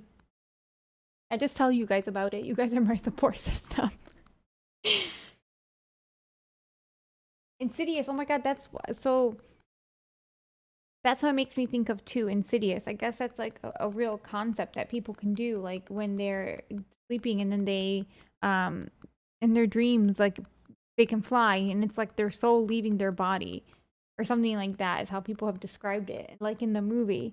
And I'm like, that's such a scary thought to me because sometimes I keep flying higher and higher. Sometimes I can control it, and sometimes it's like my body keeps going higher and higher, and like I can't stop it, and I get scared, but I keep going higher. And then like you look down, you know when you're in an airplane and how you see the ground, how it's just like a bunch of lights. That's what I see sometimes, and it's so scary because I'm scared of heights.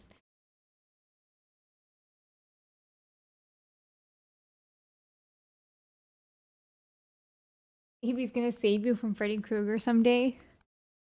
Oh my god, I used to be so scared of Freddy. But my biggest one is Michael Myers. Like that one, I don't know why I'm so scared. Like that Michael Myers game, I couldn't even play it. I was so scared.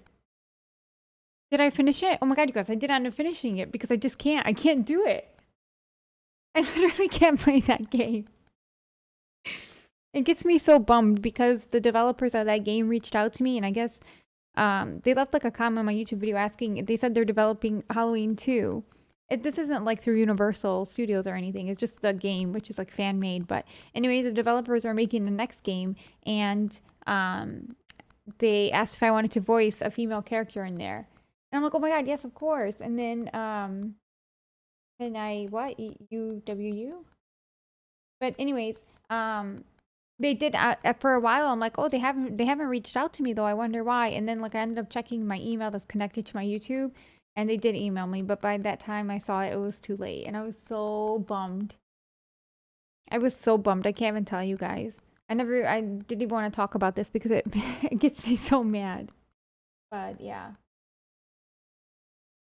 Scariest dream I ever had was one where my aunt and little cousins got murdered by my uncle. Oh my god, it was such a scary, disturbing dream. I woke up and I was in shock for a few hours. It was such a weird feeling. That is so scary. This is my first ever Twitch stream, not just on your channel or on any. I'm so excited. It's so fun. Oh my god, welcome, Spilled Salt. How did you find me? How did you find out? Because I didn't post, and usually I'll TikTok it, but this time I didn't do anything. But yeah, so that person, another first time chatter that mentioned their dream. Mine, it's like, mine are so bad. I'm like, I don't even want to say some of the dreams that I have. They're a fish. Oh my god, thank you so much for the gifted. Okay, I'll tell you guys. One time I had a dream that, this is not even that scary compared to the rest, but just because you know AB, you'll know what I'm talking about. But I had a dream. AB was making someone dig their like a hole, and then before he, like basically a grave for themselves before he shoots them, so it'll be easy to just bury them. And one time in my dream, oh my god, I never told anyone this actually. One time in my dream, I shot my brother. And then like in my dream, and then I was like, oh my god, why did I do that?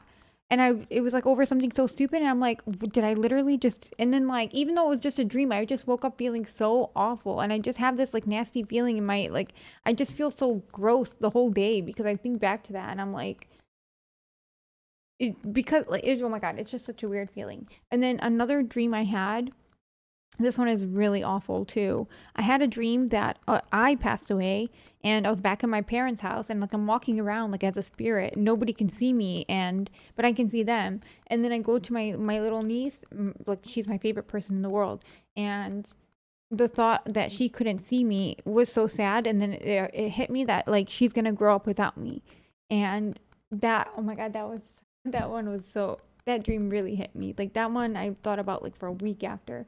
And in my dream, I like grabbed her face and I was crying so much. I just grabbed her cheeks like I always do.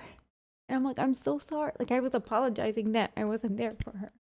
But it still gets me. That's why I don't talk about my dreams. I used to have nightmares like every night when I was a kid. So my mom gave me little worry dolls to put under my pillow. Maybe it's like a placebo effect or. Oh my God, you know when I learned when we went to San Diego and Cam was with us, one of the shops had those little worry dolls and he told me what they were and I'm like, that is so sweet. I've never heard of that before. You're just the ultimate Joker brain that your brain breaks itself. I don't like it. I don't like it. My dreams are so awful. Oh my God. I had a dream that my dad was doing stuff with my sister and I wanted to throw up so much after that. That's a good way to put it. Like you want to throw up. Like you just feel so gross. I just have like the most outlandish dreams like that sometimes. Oh my God. I swear I can go on for hours like how wild my dreams are and they're just like why? Why do I always dream about the apocalypse? Why do I always dream like a doomsday or the world is ending? That's how my dreams are. Okay, oh, there's a tapping noise when I speak. I wonder how I could fix that. Thank you, Fika. Let me check it.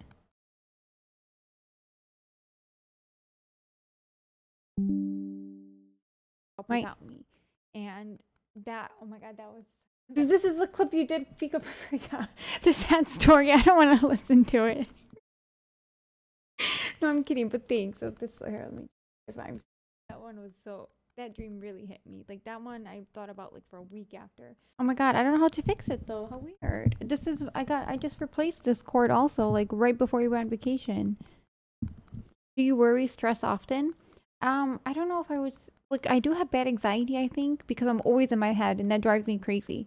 I literally live in my head. Like I don't have hearing problems, but when people talk to me, I don't always hear them right away. Like they'll have to say my name a few times to get my attention. Or even when people just talk to me normally, like I'm always like, oh, I'm sorry, what? Like I never hear people and it's so embarrassing asking people to repeat themselves. Like seriously, poor Eby that he has to deal with me because I never hear what he's saying. But where was I going with that? Oh, so like I had my ears tested and like everything was normal. So I think it's just because like I'm literally like inside my head. I'm not paying attention to the moment or what's going on.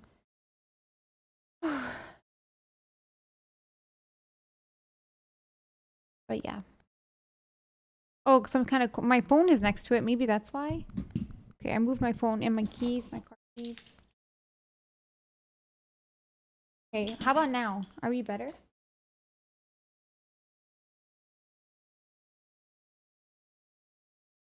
The president of the USA during the zombie heavy metal apocalypse, and the things got off the rail. I woke up mid chainsaw sword battle with the ripped cyborg punk Donald Trump on a runway freight train heading for Moscow. Oof, Avery. That sounds kind of entertaining, at least. Jiggly Bits, thank you so much for the subby. Is the audio fixed now? Oh my God, wait, my brother-in-law has an audio processing disorder where he has to have people repeat themselves before he gets it. Okay. That makes me wonder.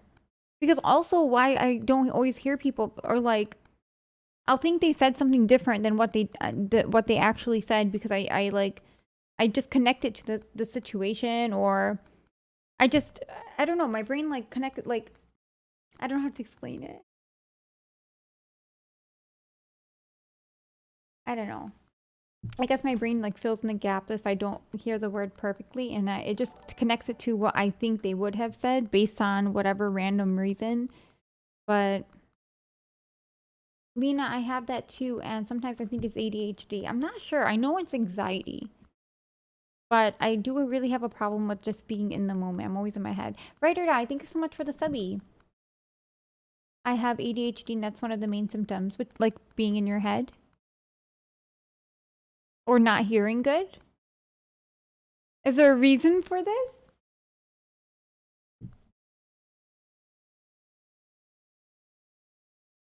You guys are so smart. Are you gonna watch more true crime? Yeah, sorry. Yeah.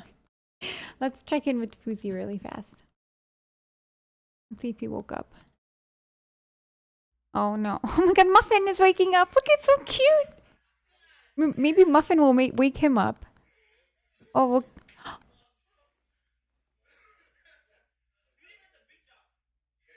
How can he be sleeping comfortably like this? With the light and the noise. Look, look, look. They're waking up both of them. Look, Chad saying Muffin.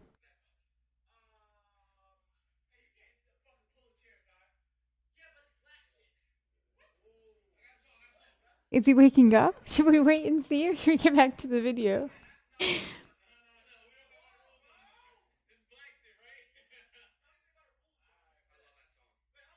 What am I watching? We're watching FuziTube.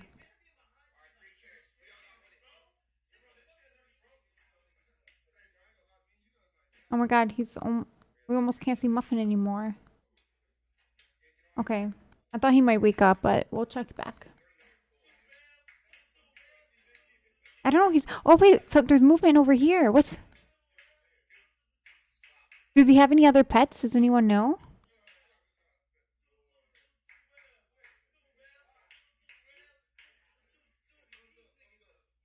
Okay, we'll come back.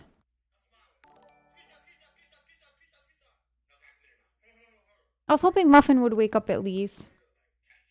Oh, Kitty is still there, but she wouldn't be like on this. Oh, it's just Fuzi moving. Maybe his feet are over there. Oh, look at that. We'll wake up around 4 a.m. What are we doing? He's sleeping until 4. Lena, in the beginning, before I knew of H3, I used to watch Twitch because I had a crush on AB, but watching your streams, I think I changed my mind. Love your streams. Oh, thanks. That's so sweet. Thank you. He wanted to sleep to be ready for H3. Oh my god, you guys, I'm so excited for tomorrow. Yep, he does. He does have the H3 podcast tomorrow. Yeah, says he's totally awake. I don't think so. I think he's sleeping.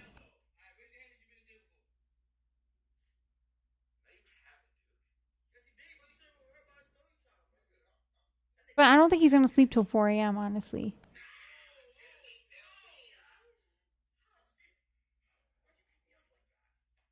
Okay, we'll come back. Oh my god, I hope he doesn't smush Muffin, though.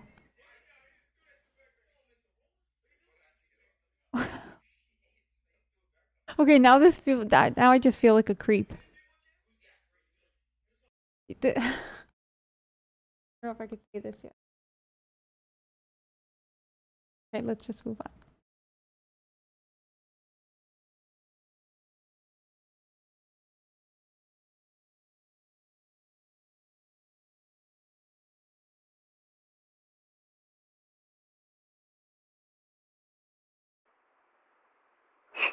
Because something happened in that apartment, and you were the only adult there. I know. I know. Based upon what you're telling me, it couldn't have been Adam. It couldn't have been. Yeah. Or could it? No. But Adam came back at some point, and you've seen, and we've seen Adam get upset, really at the snap of a finger. And are you sure that he didn't do something to him? I'm sure. The thing is, Marissa, is that science doesn't lie. I know. There's absolutely no doubt. You like to think that you're not some cold-blooded person. I'm not. And I You have to do better than them, believe that Marissa. you do genuinely love children. I see it with you in person. I see it with the baby that you're carrying. And I'm sure you had a bond with Benson because you've been watching for quite a while. They did not kill him. I could never kill anyone in my life. Let's not even use that word. As Marissa gets emotional for the first time in the interrogation, she uses the word kill. It seems that what may have triggered her tearfulness is when the detective started talking about how Marissa loves kids and may have had a bond with Benson. Earlier in the interrogation, Marissa seemed to be avoiding the word kill, Such a cute instead baby. saying that she didn't do anything. Sometimes these non-specific statements are used by deceptive individuals because it allows them to dance around having to be more specific. An innocent person is more likely to be straightforward and use necessary language because they want to ensure it's clear what they're denying. A deceptive person may prefer to avoid using such explicit language. What's her name to catch up? Marissa Titsoro, something like that. Okay, if anyone is new here, because there's more viewers than we started, this lady was babysitting 2 kids, and like a 2-year-old and a 2-month-old, and the 2-month-old died in her care, and now we're finding out like how it happened or what happened, but it died, and then she still went to McDonald's with it in the baby carrier and stuff, and then the mom came to pick him up, and she just handed like nothing, and then also we learned that other kids have been injured or hurt in her care also. Hi, Lena, just came from Fusi's. He's passed out for the night. I guess said he's sleeping till it's time for H3. Welcome. Yeah, we were just there too, and we saw that we were just hanging out for a while. We're like, maybe he'll wake up because we saw Muffin moving. And we're like, maybe they're both going to wake up. But then I saw the title of the stream is waking up at 4 a.m. So I said, this is useless. I mean, we're just not, he won't be awake while we're streaming, I guess. Because it means they will have to look the detectives in the eye and lie. Whether something happened, and it may have been an accident, it may have been a fall, but something happened and it was not that he went to sleep, Melissa. It was not. Mm-hmm. So let's get over that. Okay, maybe I did not do anything to him. Then what happened? I don't know. Something terrible happened. And you were taking care of him. And it's important for Heather. Oh, hey, thank you for the It's subby. important for you. And it's going to look better for you, quite frankly, if you explain it. And this is your one opportunity. I am. If I could never. He's really been saying some mature ass stuff lately. I really think this podcast is going to be really good for him and his mental health. That's what I was thinking also, like it'll be interesting to have him on and to hear more of his side of things. And yeah, like you said, I think it would be good for him also. So I'm excited for tomorrow. Do anything like that to any kid. That's why I don't want to think that it was intentional. I think it was an accident. Marissa, you have maybe more than I can imagine. A lot going on. You know, you have this other case that was, oh my god, can you guys give him a teddy you know, fresh fit? He would be so excited. Thank you for reminding me. Usually we'll get stuff ready for guests, but now that reminds me so I could do that in the morning. felony offense and is pretty serious. And you have other children that have been taken away. And, you know, you're on the road to recovering from some drug addiction. And sometimes the weights of life can become too much to bear, and you see yourself acting. Someone said, Mikhail said he needs socks. Did he say that specifically? Or TF boxers? Without even thinking. Just. Or the. Someone said he'll please give Fuzi some new clothes. He wears the same thing every day. I'm sure you're kidding, but it just makes me think of the pink pants because he wore them twice in a row in Houston. And everyone just kept talking about the pink pants. Reacting in ways that are outside of your character. And I wonder if something like that happened on Thursday, where, you know, extra fussy because he's got some sores and just not receiving feeding well. And But you guys are saying no, not kidding. He literally wears the same thing every day. Really? Okay, yeah. Oh my god, a lot of no, but chat's for real. He does that for days. What are you guys talking about? What is he like, Cousin Tim? He wore this jersey for 4 days in a row. Oh my god. Okay, okay. Well, not every day, but he'll wear it for multiple days. I guess that's normal because, like, if it's not going to be dirty the first day you wear it. So why not wear it again? I guess. Okay. Emma Baden said he said one stream, I only change underwear. Okay, you guys know everything. Wish he could meet Cousin Tim. Oh my god, that would be like the ultimate collab. Cousin Tim and Fuzi.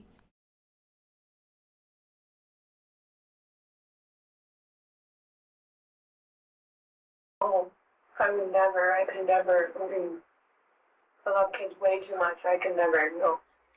I hear you say that, and I want to believe you, like I said, but there has to be an explanation, and it's not what you told us.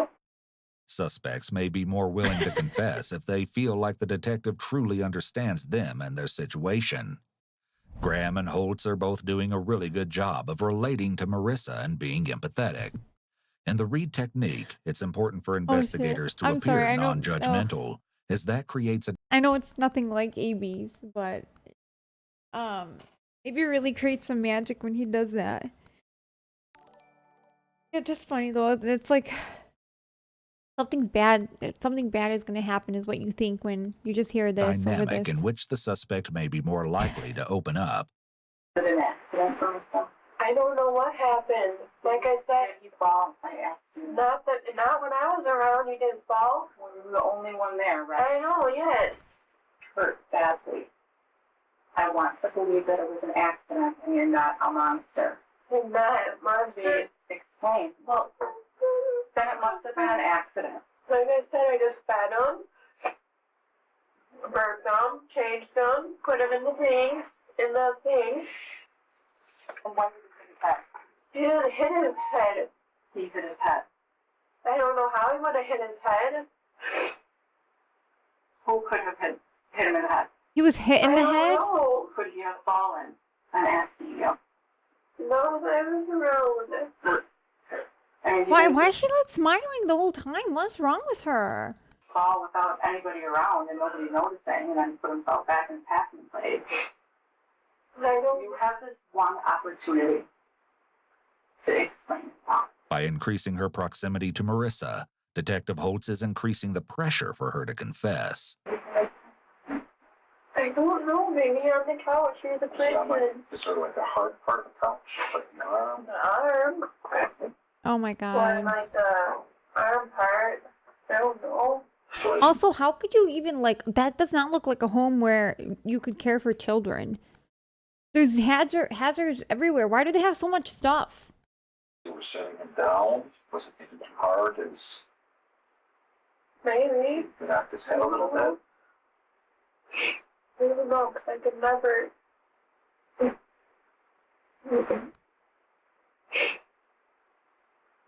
Show me how you're putting it. I'm sorry. I don't know, I just put him on the couch. Well, a child doesn't get ahead of musicians. Yeah. Okay, so I need you to, if you're going to tell me your truth, I need it to be 100% sincere. Right. I'm going to let you talk. Tell me what happened. Oh, maybe the couch arm or maybe the playpen, I don't know. How did you figure out? Just like that. I didn't throw my own. No, I can never do that. It's an interesting statement. Did you fall? No, I could never. She's been smiling the whole time. Soups and salad, thank you for the subby.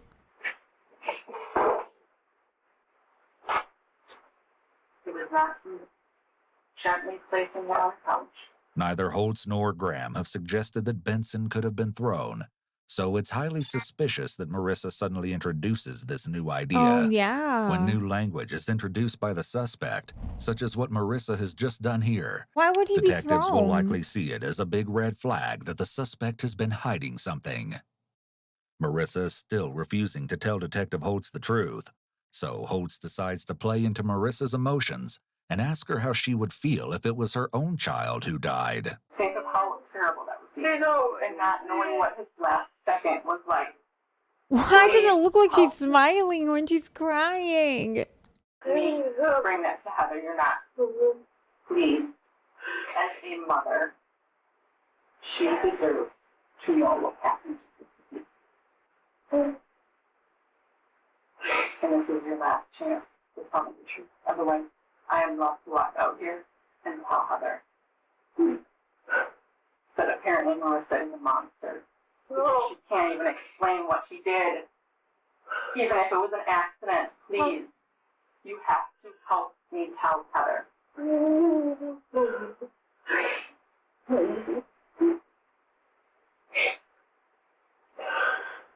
After this desperate emotional appeal from Detective Holtz, Marissa sits in complete silence for All right, nearly does she 2 do it? minutes Does she tell the before truth? finally opening up a bit. During this long pause, Marissa is likely trying to decide what she's going to say.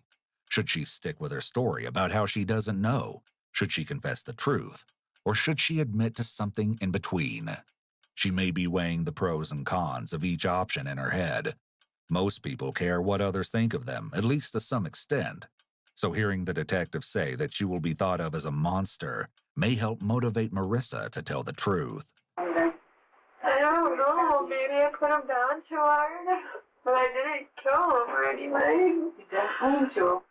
I don't think you meant to. No, could never.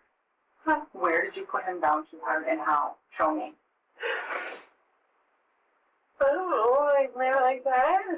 Where? Maybe on the playpen. Which playpen? Your guys, the one you guys have. That's the only thing I could think of. How many times? Once? Twice? 2 times? Once, probably. It's the only thing I could think of. I could never. That's not true. I could never. So I don't know, I promise. I'm You keep telling saying you. I could never, but you know what? You did. You did. I did not. That child had multiple Aw. injuries to his head. Not one time, and it's not from a playpen. I don't know where he could have got it from. I did not do it. On everything. I'm telling you the truth. No, you're not. You know what's sad though? If they can't prove it though, like they can't prove that she did that to him, right? I mean, of course, if they get confession, but otherwise, like if she just stuck to her story, could she have walked away from this? Yes, I am. No, you're not. Yes, I am. I'm telling you the truth. Absolutely not. Unless it was harder than that. Could it have been harder than that? And could it have happened more than one time? Yeah, no. Because Just it's once. more than one time. Just once. But was I it could harder never- than that? I don't know. I didn't think so. And when you did that, did he stop breathing? I don't remember. You don't Good night, remember? Kendall. Thanks for Pretty tuning in. significant. I don't remember if the child died right in front of me. When a suspect claims to have a memory failure, such as claiming not to remember such a major detail, this can be a sign of deception. Marissa saying that she can't recall if Benson died right after she put him down roughly is a major red flag, as most people would remember such a significant event. How were you holding on to him? What do you mean? Were you holding on to his midsection and putting him down? How did you? I just put him in there, in the midsection. On his back or on his butt? I held him in, and put him in there. So Did you let him go? Like, was it like this, and then you just let him go and so he kind of fell as well, or did you have hold of him and he went like this, or was it yeah, I think so. it was like this? Yeah. And then he. Mhm. Okay. Then you take him. Easily in the court, it's not about what the jury thinks she did. It's about whether if they think beyond a reasonable doubt, this would add doubt, and she would walk easy. Oh my God, that's so sad. The pack and play. I really And you hope just she gets throw him in the pack. charged with or convicted with it. Was it like a foot or two drop? I don't know, my foot or whatever. That's the thing. Like it's so hard to find out because she really is all over the place. Well, if this is the pack and play, the top of the pack and play, and you're standing right here, was it from up here? Yeah, like my, yeah. The pack and play Oh that my you God, showed is us she has- admitting one that of she those just has dropped the the baby? insert where it's up a little bit. Mhm. Are you sure it was that pack and play or was it the one in the spare room? Oh my No, God. it's that one. And it has the mat on the thing. So you were above the pack and play and dropped him with force? Could it have been a throw? I don't think so. I mean, you're frustrated. Right. I get it. Bro, you tell me, okay? I need you to prove that you're being honest with me. What I want you to do is tell me exactly what you did, and if it matches up with the injuries that I saw, then I know that we've got a caring person here who is sorry for what she did. I am. I'm frustrated. Sorry. And in that frustration, go in, is it your bedroom? Mm-hmm. And the pack and play is right there next to the bed. Mm-hmm. And were you Oh my standing God, poor right next to baby. the pack and play? Were you standing by the door and just threw No, him I'm in there? standing next to the pack, but Like, were your thighs touching the pack and play like this, or was the pack and play like that far away? And you just, oh no, not like that. so, Yeah. can you show me? Mess. But just a little bit. Just throw him in. Mm-hmm. Was it with all your force, all your strength? Oh You my just, God, with the freaking 2-month-old. God, it's so disgusting to think how much like damage that can cause to them. Their bodies are so small and throw him in fragile. there? I don't know. I think so. You think so? So you, with all your force, you say that. As hard as you could. Not really as hard, but Hard enough.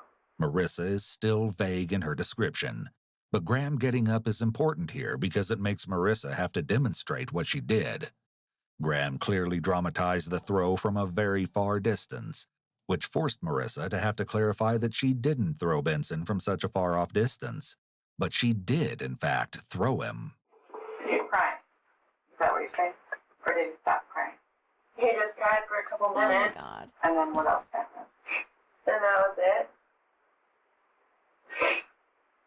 You saw multiple injuries, Miss. Yeah, I promise you, I do not know where he got the injuries. Promise. Did you grab him by a hand, by a foot? No. That's why I asked you, Marissa, how were you holding him when you threw him into the pack and play? Because he has some other injuries. Right. I said he has some broken bones. He does. I don't think you meant to do it that hard. Did he tumble a little bit when you threw him in the pack and play? Like, did he roll? I don't know. Because I could see if you're walking down the hallway, you come in the room, you're a little upset and frustrated, you throw him like that. I could see that he might tumble a little bit in the pack and play and maybe get lodged I up mean, yeah, I against. wonder what's because she's pregnant. I wonder what will happen with her baby. Will CPS take her baby? Well, of course, if she's in jail, then obviously. But if she gets off free, like they can't keep her with the baby. That's such a scary thought. Something. What? I wasn't there, Marissa. So help They would me take understand it. in my mind Yeah, what I would think so happened. too. I know. What happened? I was just frustrated and threw him in the pack and play. And what did you see happen when he landed in the pack and play? And what happened to his body? Mm-hmm. Did he just stay in one position, or did he roll, or? I think he hit the side, but that's about it. What part of him? Hi, hit the Moomy. side? Welcome. The head? And was it the corner where it's hard, or was it Yeah, it was the corner. which corner? I don't know. One of the corners. Oh no. So was he kind of then just curled up in the corner? I don't think so. I think maybe his head was down.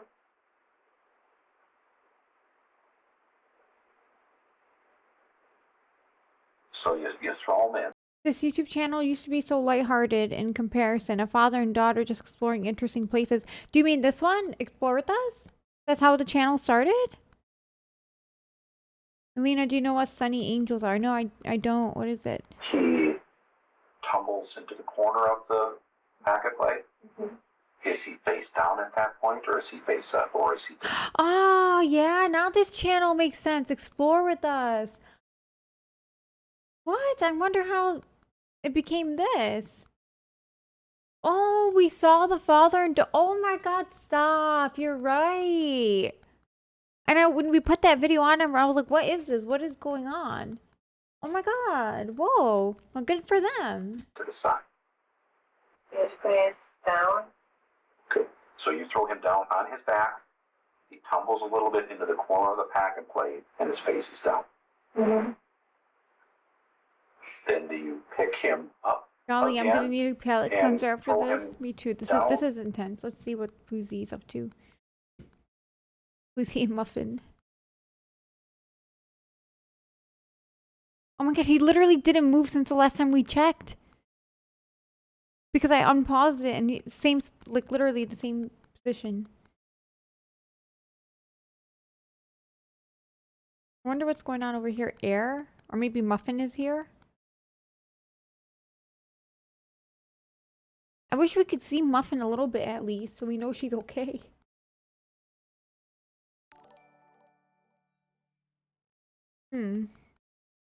Yeah, maybe just a fan. Let's see what the audio's like. Well, everyone in his chat is doubting that he's actually sleeping.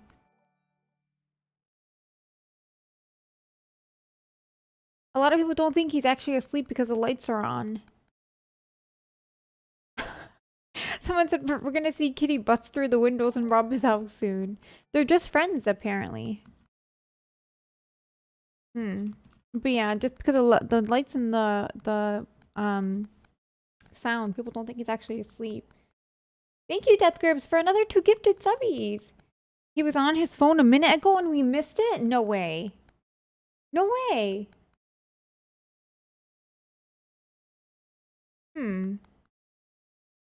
Well, we'll come back. Hopefully next time we'll catch him.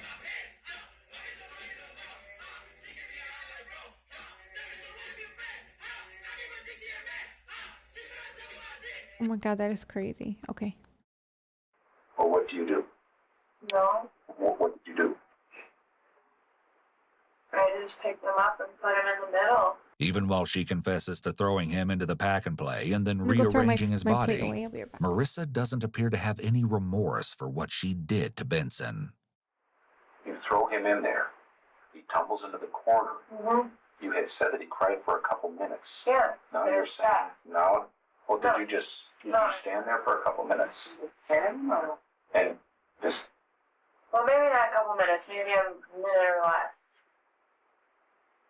Did you stay in the room with him or go out before you put on back on his stomach? I stayed in the room and just looked at him while he was crying. Yeah. maybe you were in shock. Like, what did I just do? Yeah. This couple minutes thing is confusing me here. Well, I was in shock of what had just happened to him, what I did to him. I was frustrated. You were frustrated, and what shocked you was the fact that you threw him into the pack and play very hard. Maybe not with all of your strength, but you were really frustrated. And he tumbles into the corner, maybe hits his head on the corner, and then you stand there and he cries for a little bit. No, I just cried for a couple seconds. Put him in the middle. And then you take him from the corner. He's no longer crying. Right. And you just set him face down in the center. Why'd you move him if he wasn't crying? I was scared. Was he dead at that point? Yeah. How do you know? Well, he wasn't doing anything. Yeah, it was. Did you try to do something to bring him back to life? Try to blow it in his mouth, because that's all I know how to do. Try to blow it in his mouth? Yeah. Okay. Because I could see you trying to undo what has just happened, right? Yeah, I tried. And that tells me a little bit about who you are, Marissa. That, yeah, I made a mistake here, but I don't want this child to die. Right. If I would have known how to do CPR, I would have done it. But just blew in his mouth. I don't know how to do CPR. Although Marissa now claims to have tried to revive Benson, she laughed and denied trying to revive him at all. Try to do CPR. No, 'cause I don't even know how to do that. No attempts to call anyone or research anything online. Just CPR, really. Did you see if there's anything maybe stuck in his mouth or... This discrepancy in her story indicates that she might be pretending to have tried to save Benson's life in order to not look like a monster, since at this point, Well, she is a confessed and monster. likely knows that she's in for some major consequences. Spirit and Cheer said this isn't a joke. Is she mentally disabled? No, Chad thinks she's on drugs though. Or she could be. We don't know if she's mentally disabled, but we think she's on drugs. And trying to make it right.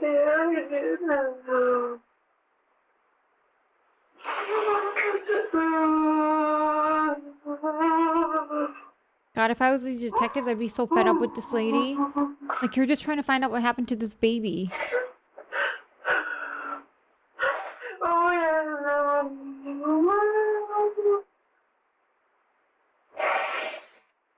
I feel like this is the first time we're actually seeing her cry because it's really occurring to her like she's gonna get in trouble for this and there's no way around it. Although Marissa is sobbing, this may be in response to the consequences of her actions, which she knows are coming, not for what she did. I was scared to call 911 because Adam wasn't there and I had the other kids. I understand. Yeah, so I was scared. Hold on, let me see something. Oh my god, he's knocked out because look, he didn't move a single inch. Okay. Because I saw AB waking up, so I'm like, maybe do you guys think Fuzi could? Because last time they were like, they were synced up, and that was funny. Okay, back to this. The reason she didn't call 911 is likely selfish. She was afraid of being apprehended. She may have thought that the best option was to cover up the crime, even going so far as to keep the secret from her boyfriend. I'm going to be honest with you, okay? You're going to get a high pitch fine. That's some family members.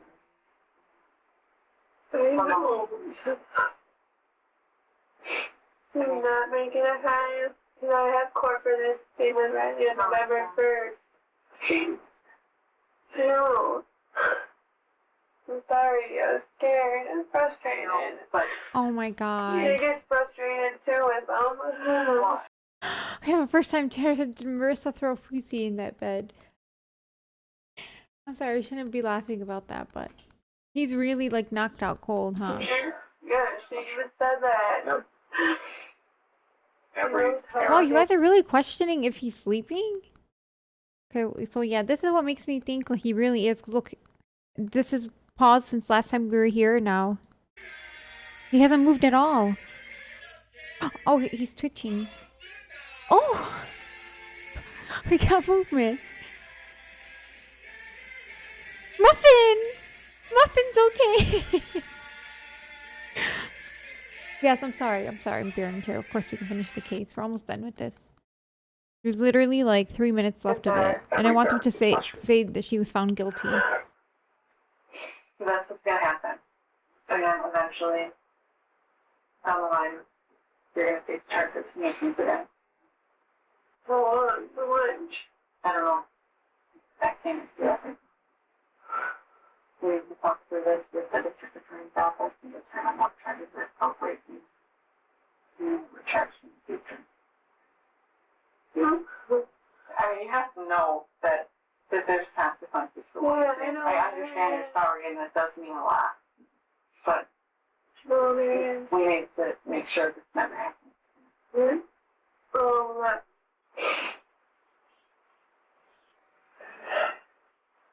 you have any other questions for us?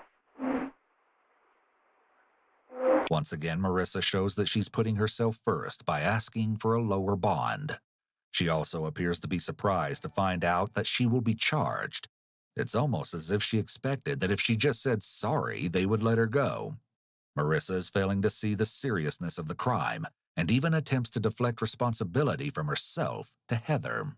While sitting in jail awaiting trial, Marissa began to form relationships with a variety of pen pals, promising that she would love them, be physically intimate with them, and move in with them after prison in exchange for these pen pals giving her money. In a report written by Who Detective is writing Oates, to her in prison? Who would look at her and see a potential partner? What the hell? But I guess I shouldn't be surprised. I mean, Richard Ramirez got married in prison. Oh my god. And then also that case that we saw last week of that war machine, whatever. I guess he got a girlfriend in prison. Freaking weirdos. It was noted that Marissa was especially good at manipulating people and was able to juggle all of these relationships while also manipulating Adam into believing that she wasn't cheating on him. Wow. So we were okay. So some of you were right. Adam had nothing to do with it. But also a lot of even me, I thought maybe he did. He was definitely in on it because he was throwing the way he was throwing a temper tantrum. So why is he so angry if he's not like an inherently evil person? So he would also give her money. Marissa also occupied her time in jail by begging the judge to give her a lighter bail. A letter to the judge written by Marissa reads, "This Marissa Teetsort and I want a bond reduction because this..."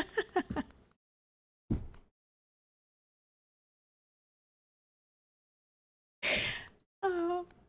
I was gonna read it, but I like it better in his voice. Let me go back. Listen, this is a letter she wrote to the judge. Marissa reads, "This Marissa Teetsort and I want a bond reduction because this is crazy that don't get half signature bond and lowered like really I'm not a monster or whatever.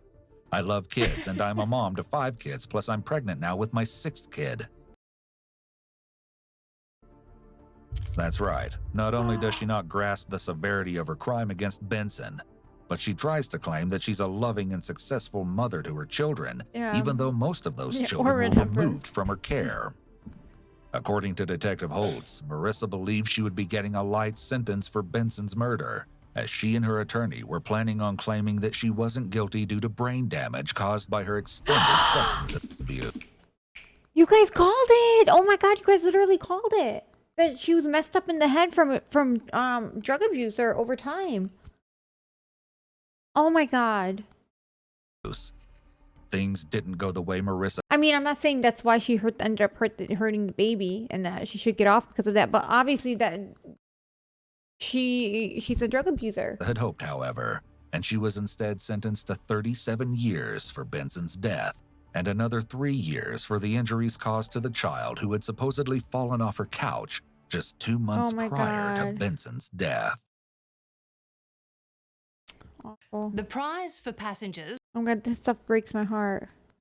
was supposed to be life-changing, seeing firsthand the most iconic shipwreck in history, the Titanic. Wow, just thinking like how tiny the submarine was. Sadly, the outcome for all 5 people on board the OceanGate submersible, Titan, was life-ending. Somewhere along the journey, 3.8 kilometers down into the hostile The first time I saw like any of those movies, like I don't know if you saw the one with Mandy Moore, and her and her friends go in the cage and then underwater and they get attacked by sharks. I always thought I'll never do that. I'll never do anything like that, going into the water that deep. depths of the North Atlantic Ocean, catastrophe struck. Oh my god, Avery, you're right. I just noticed that. He said deep trouble. The producers are wild for calling it that. You're so right. That is messed up. As you'll see tonight, there are lessons to be learned from this tragedy, and they're brutal. This wasn't an AB adventure. woke up. Let's check in Like on the Pussy. See if he woke up too. Okay, he just turned his head. That's all. Okay. We'll come back.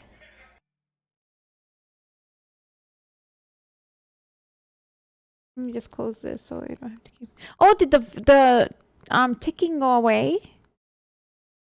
Titanic, it was a disaster just waiting to happen.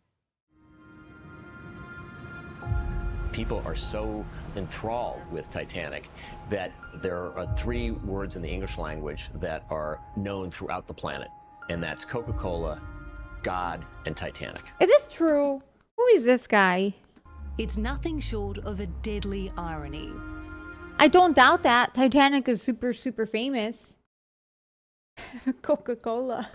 Wealthy, adventure-seeking explorers never returning from the gravesite of a ship That's the CEO. once thought to be unsinkable. If the Titanic was the Oh, ultimate he's making a joke. Okay, that makes more sense. Yeah, obviously. lesson in human hubris, the debacle of the submersible, known as Titan, is a tragic epilogue. 5 men sealed inside the sub, Oh my operated God. by OceanGate's maverick CEO, Stockton Rush. Oh, a man oh, he's the CEO of the submarine. Was he in there? determined to test the limits of human ambition. I saw on TikTok oh my God, this is a 17-minute video. I thought it was like a 5-minute video. That's why I just let it play when it came on next. But on TikTok, the way the submarine was closing shut before they went in, I'm like, oh my God. As soon as I saw that, I would be like, get me out of here. Like, I physically can't do it. Oof. It was going to end like this. He quite literally and figuratively went out with the biggest bang in human history that you could go out with. Can you joke like that? Who was the last person to murder 2 billionaires at once and have them pay for the privilege? Tonight, what drove Stockton Rush to disaster and why he refused to Okay, listen I actually didn't know about all of this. to those warning him of catastrophe. Was he the CEO in there when it? Ticking time bomb. So you were not When surprised? No, I during the can't say disaster? that from a technical standpoint. I was surprised. That's What the hell is Fuzi doing on her page? Oh, we're just keeping up with him every so often. Let's see if he moved. I told you, he's not moving at all. His whole chat thinks that he's awake, but he's not. Me and all the rest of us have witnessed it because every time we unpause him, he's like in the same exact position. Someone in his chat said, "Where is Muffin?" Look, Muffin's like right over here. I wish you could at least see Muffin. That's why we tried so hard to prevent it. I love you and AB are invested in Fuzi. Now I am too. Nearly 4 kilometres It's under the entertaining. ocean is arguably no Honestly, place that's amazing that he's able to do that. Just keep people like tuned in, even though he's streaming for so long, and they're there for the whole way through, and they don't get bored of it. for humans. It's freezing cold, pitch black, and there's no oxygen. Rob McCallum knows better than most the allure of the deep. A world leader in extreme The biggest red flag for me was the game controller. Not because it was a game controller every engineer uses uses that for almost any build, but the fact that the guy was too cheap and got a Mad Catz controller. You mean there's like other kinds and it's known? submersible operations. He's headed up multiple expeditions to the Titanic. Why would he sub. go cheap on anything for the submarine? What do you think it is about the Titanic? Is it the romance? Is it? Oh my God, Betty, that is actually a great idea. Muffin, he said Muffin can, or Muffin would bring him more subs for sure. A Muffin cam. That's a great idea. The tragedy that humanity If we get to see Muffin at all times. endlessly obsessed with. Yes, I think it's a turning point in maritime history. Here was a machine, one of the largest ever built, the fastest ever built. The sort of Oh my pride and God, joy. he went cheap on everything, Lena. Are you kidding me? There's so much about this I didn't know. Of human engineering, and Mother Nature This could have been changed avoided. our attitude, and in a single blow told us that we're not the masters of the universe. Nature is very much in control. Hi, my name is Stockton Rush. I'm the CEO and founder of OceanGate. Let's take a look at Titan. The Titan was an SUV-sized submersible. On the 18th of June, it began its third descent to visit the Titanic wreck. But just 1 hour and 45 minutes later, the crew lost communications with its mothership, and the world tuned in to their plight. On board was legendary Titanic expert Paul-Henri Nargeolet, billionaire explorer Hamish Harding, Pakistani businessman Shahzada Dawood, and his teenage son Suleiman, and OceanGate's boss, Stockton Rush. Taking a completely new approach to the sub design, and it's all run with this game This is what you were talking about, Avery. controller and these touch screens. So if you want to go forward, you press forward. If you want to go back, you go back. Turn left, turn right, go down, go up. And Jesus, oh my God. Oh my God, that is insane. OceanGate CEO once said Titan sub's hull was made with carbon fiber from Boeing that was past its airplane shelf life. It's Bluetooth, so I can hand it to anybody. And it's meant for a 16-year-old to throw it around, and super durable. We keep a couple of spares on board just in case. I think Stockton was designing a mousetrap for billionaires. Wow. Yeah. From the shores of Honduras, tourist submarine operator Carl Stanley swings between grief and anger over a tragedy he describes as preventable and inevitable. Aww. Stockton Rush had been a friend. Back in 2019, Carl was one of the first to set foot inside the doomed Titan on a test dive in the Bahamas. What did you experience during that dive? Oh my God. Well, I would say every 3 to 4 minutes there was Ready? That's funny. loud gunshot-like noises. It's a heck of a sound to hear when you're that far under the ocean in a craft that has only been down that deep once before. Carl was convinced those noises were the carbon fibre hull slowly cracking, and he immediately raised his concerns with Stockton Rush in a series of heated calls and emails, writing, "There is an area of the hull that is breaking down. It will only get worse." Carl also felt Rush had a disturbing lack of operating experience, and he told him so in no uncertain terms. No, I literally painted a picture of his wrecked sub at the bottom, and even that wasn't enough. You've been building Oh my God. deep sea submersibles since you were a teenager. You've got thousands. Noisy said watching, but gonna keep my mouth shut on this one because it's frustrating. I didn't know this whole side of it. This is experience crazy. in piloting these craft. In your expert opinion, what was the fatal flaw of the Titan? There's no doubt in my mind that it was the carbon fiber tube that was the mechanical part that failed. And that's what you believe you heard, essentially cracking. Correct. Titan was the only commercial submersible in the world with a hull made from carbon fiber composite. Carbon fiber is coated with rhino liner, which is sort of what the military uses. It stops water penetration. That's because the rest of the industry James considers Cameron even said that he built something better. Like he's building one of these. the lightweight material not up to the job. Or the one he incapable used to like explore. Of withstanding with cameras. extreme deep sea pressure. You should have seen my bonnet. But for Stockton Rush, the extra space meant he could fit more passengers on board. You know, I've broken some rules to make this. I think I've broken them with logic and good engineering behind me. The carbon fiber and titanium, there's a rule you don't do that. Well, I did. It's breaking the rules that you break that are the ones that will add value to others and add value to society.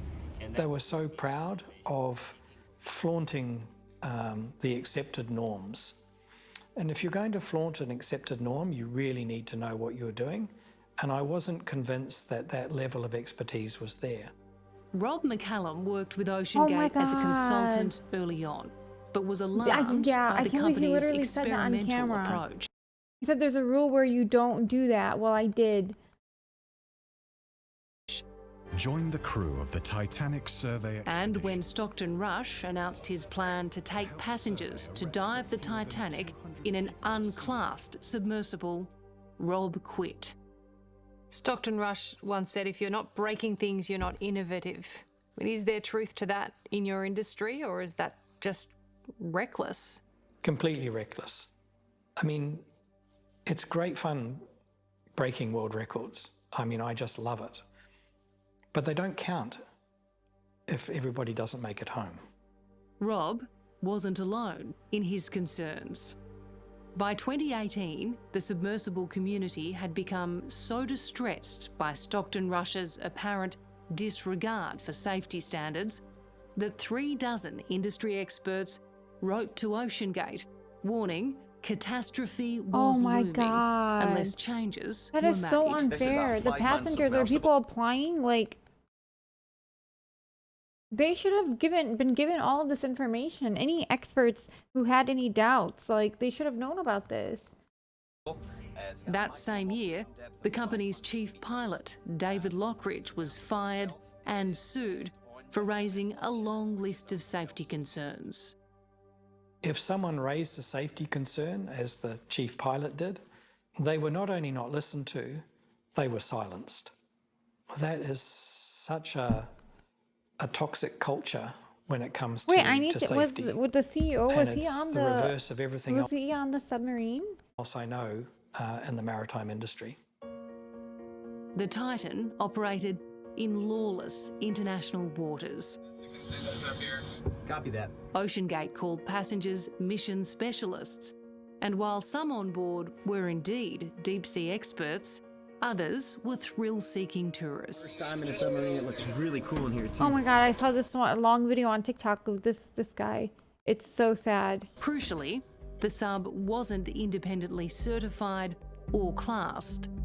Customers signed a company waiver before boarding the Titan.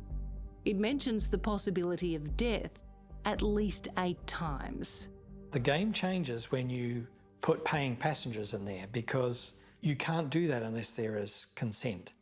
And people can't consent to something that they don't really understand. And the ocean doesn't care if you're a millionaire. No, I mean, the pressure at 4,000 metres is unrelenting and unforgiving. I mean, you know, you don't get wounded at 4,000 metres. You come home in one piece or you don't come home at all. We will drift down, we will hit the bottom, we'll have communications. You still pumping? Yeah. What are you at? If Rob McCallum paints Stockton Rush as reckless in his ambition, blinded by his passion, Carl... Oh, James Cameron did a short but very interesting interview, compared the captain to the one on the Titanic, ignoring all the warning signs. Cameron is actually a leading authority on this. He literally engineered his sub that has done the deepest successful dive ever, and even tried to stop this guy from getting himself killed. So Well, the director of... Oh, this one's short. Actually, let's just... Oh, let's do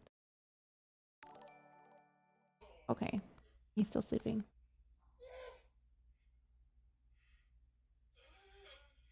Oh, the clicking of the mic is back. Maybe I should move my... So this one is... Yeah, so let's just watch this one. Of the 1997 film Titanic, James Cameron, who is also an expert on submersibles, says there may need to be further regulation of the industry. He's been speaking to our science editor, Rebecca Morell. You've been down to the Titanic wreck site many times.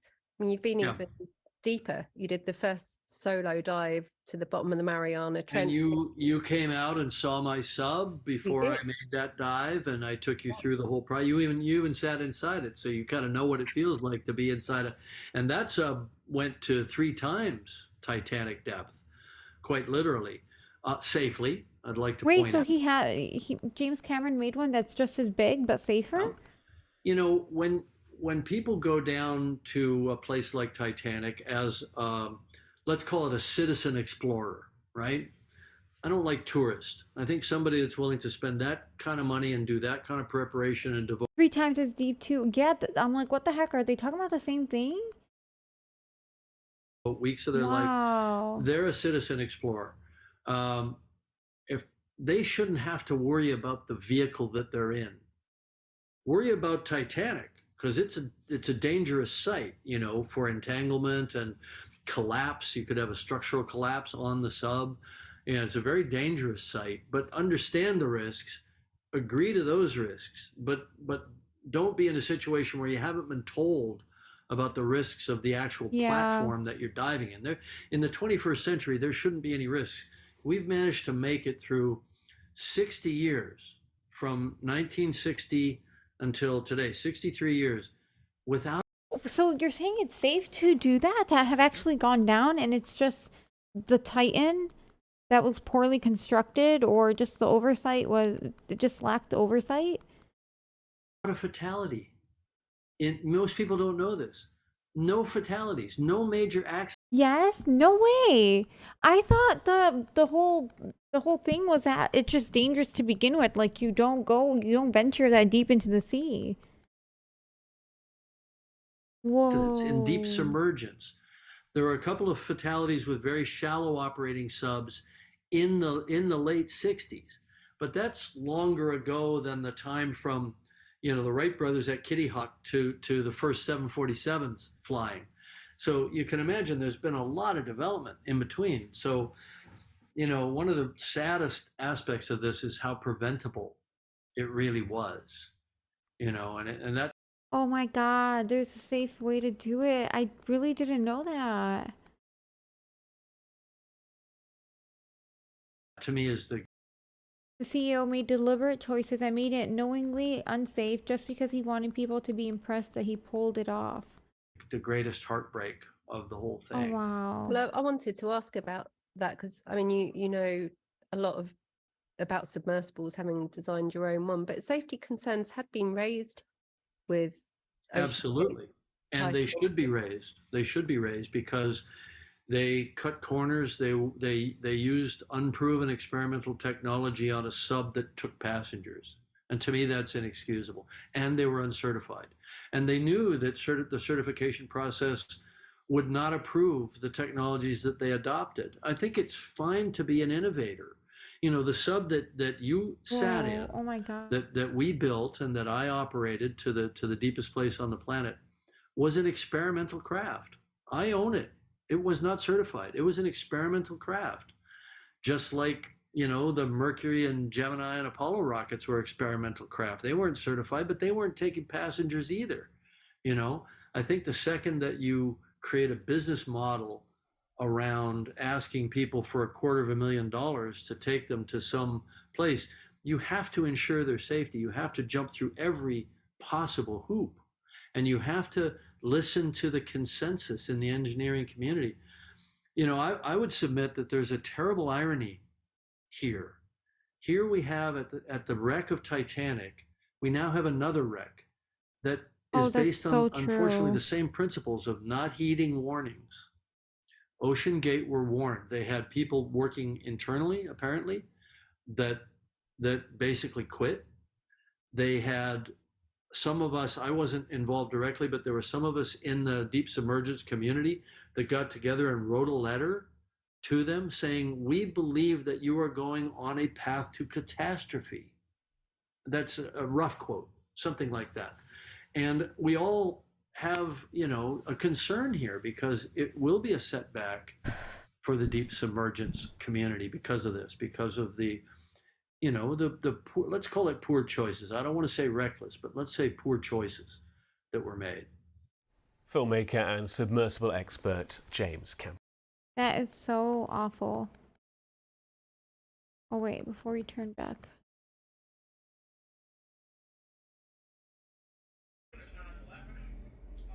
Well, I'm happy to say he's getting a good sleep. We know that. It's good. But man, I'm really bummed about the Ocean Gate thing all over again. When I first found out about it, I'm like, oh my, I was so depressed for so long. Tried to not think about it, and now I'm like doubly upset. It's like, that is so sad. It didn't have to happen. It's just like the poor choices of a few people, and it just affects so many others.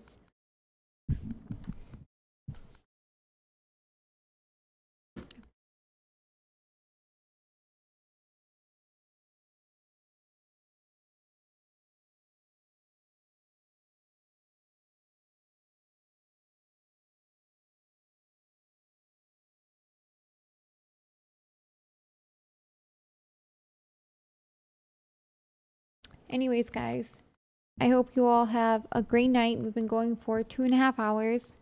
Thanks for hanging out. Those are some good videos we watched. And I will see you again on Thursday. Oh, also tomorrow. I'll see some of you guys tomorrow. Okay, good night, everyone. I love you all. Before we end, let's all show Frogan some love. All aboard the raid train. Time to watch Foozy sleep, or you can watch someone who's awake and really entertaining. Rogan is live also, and you can see her now in 5, 4, 3, 2. Okay, 1. Good night, everybody. I love you all.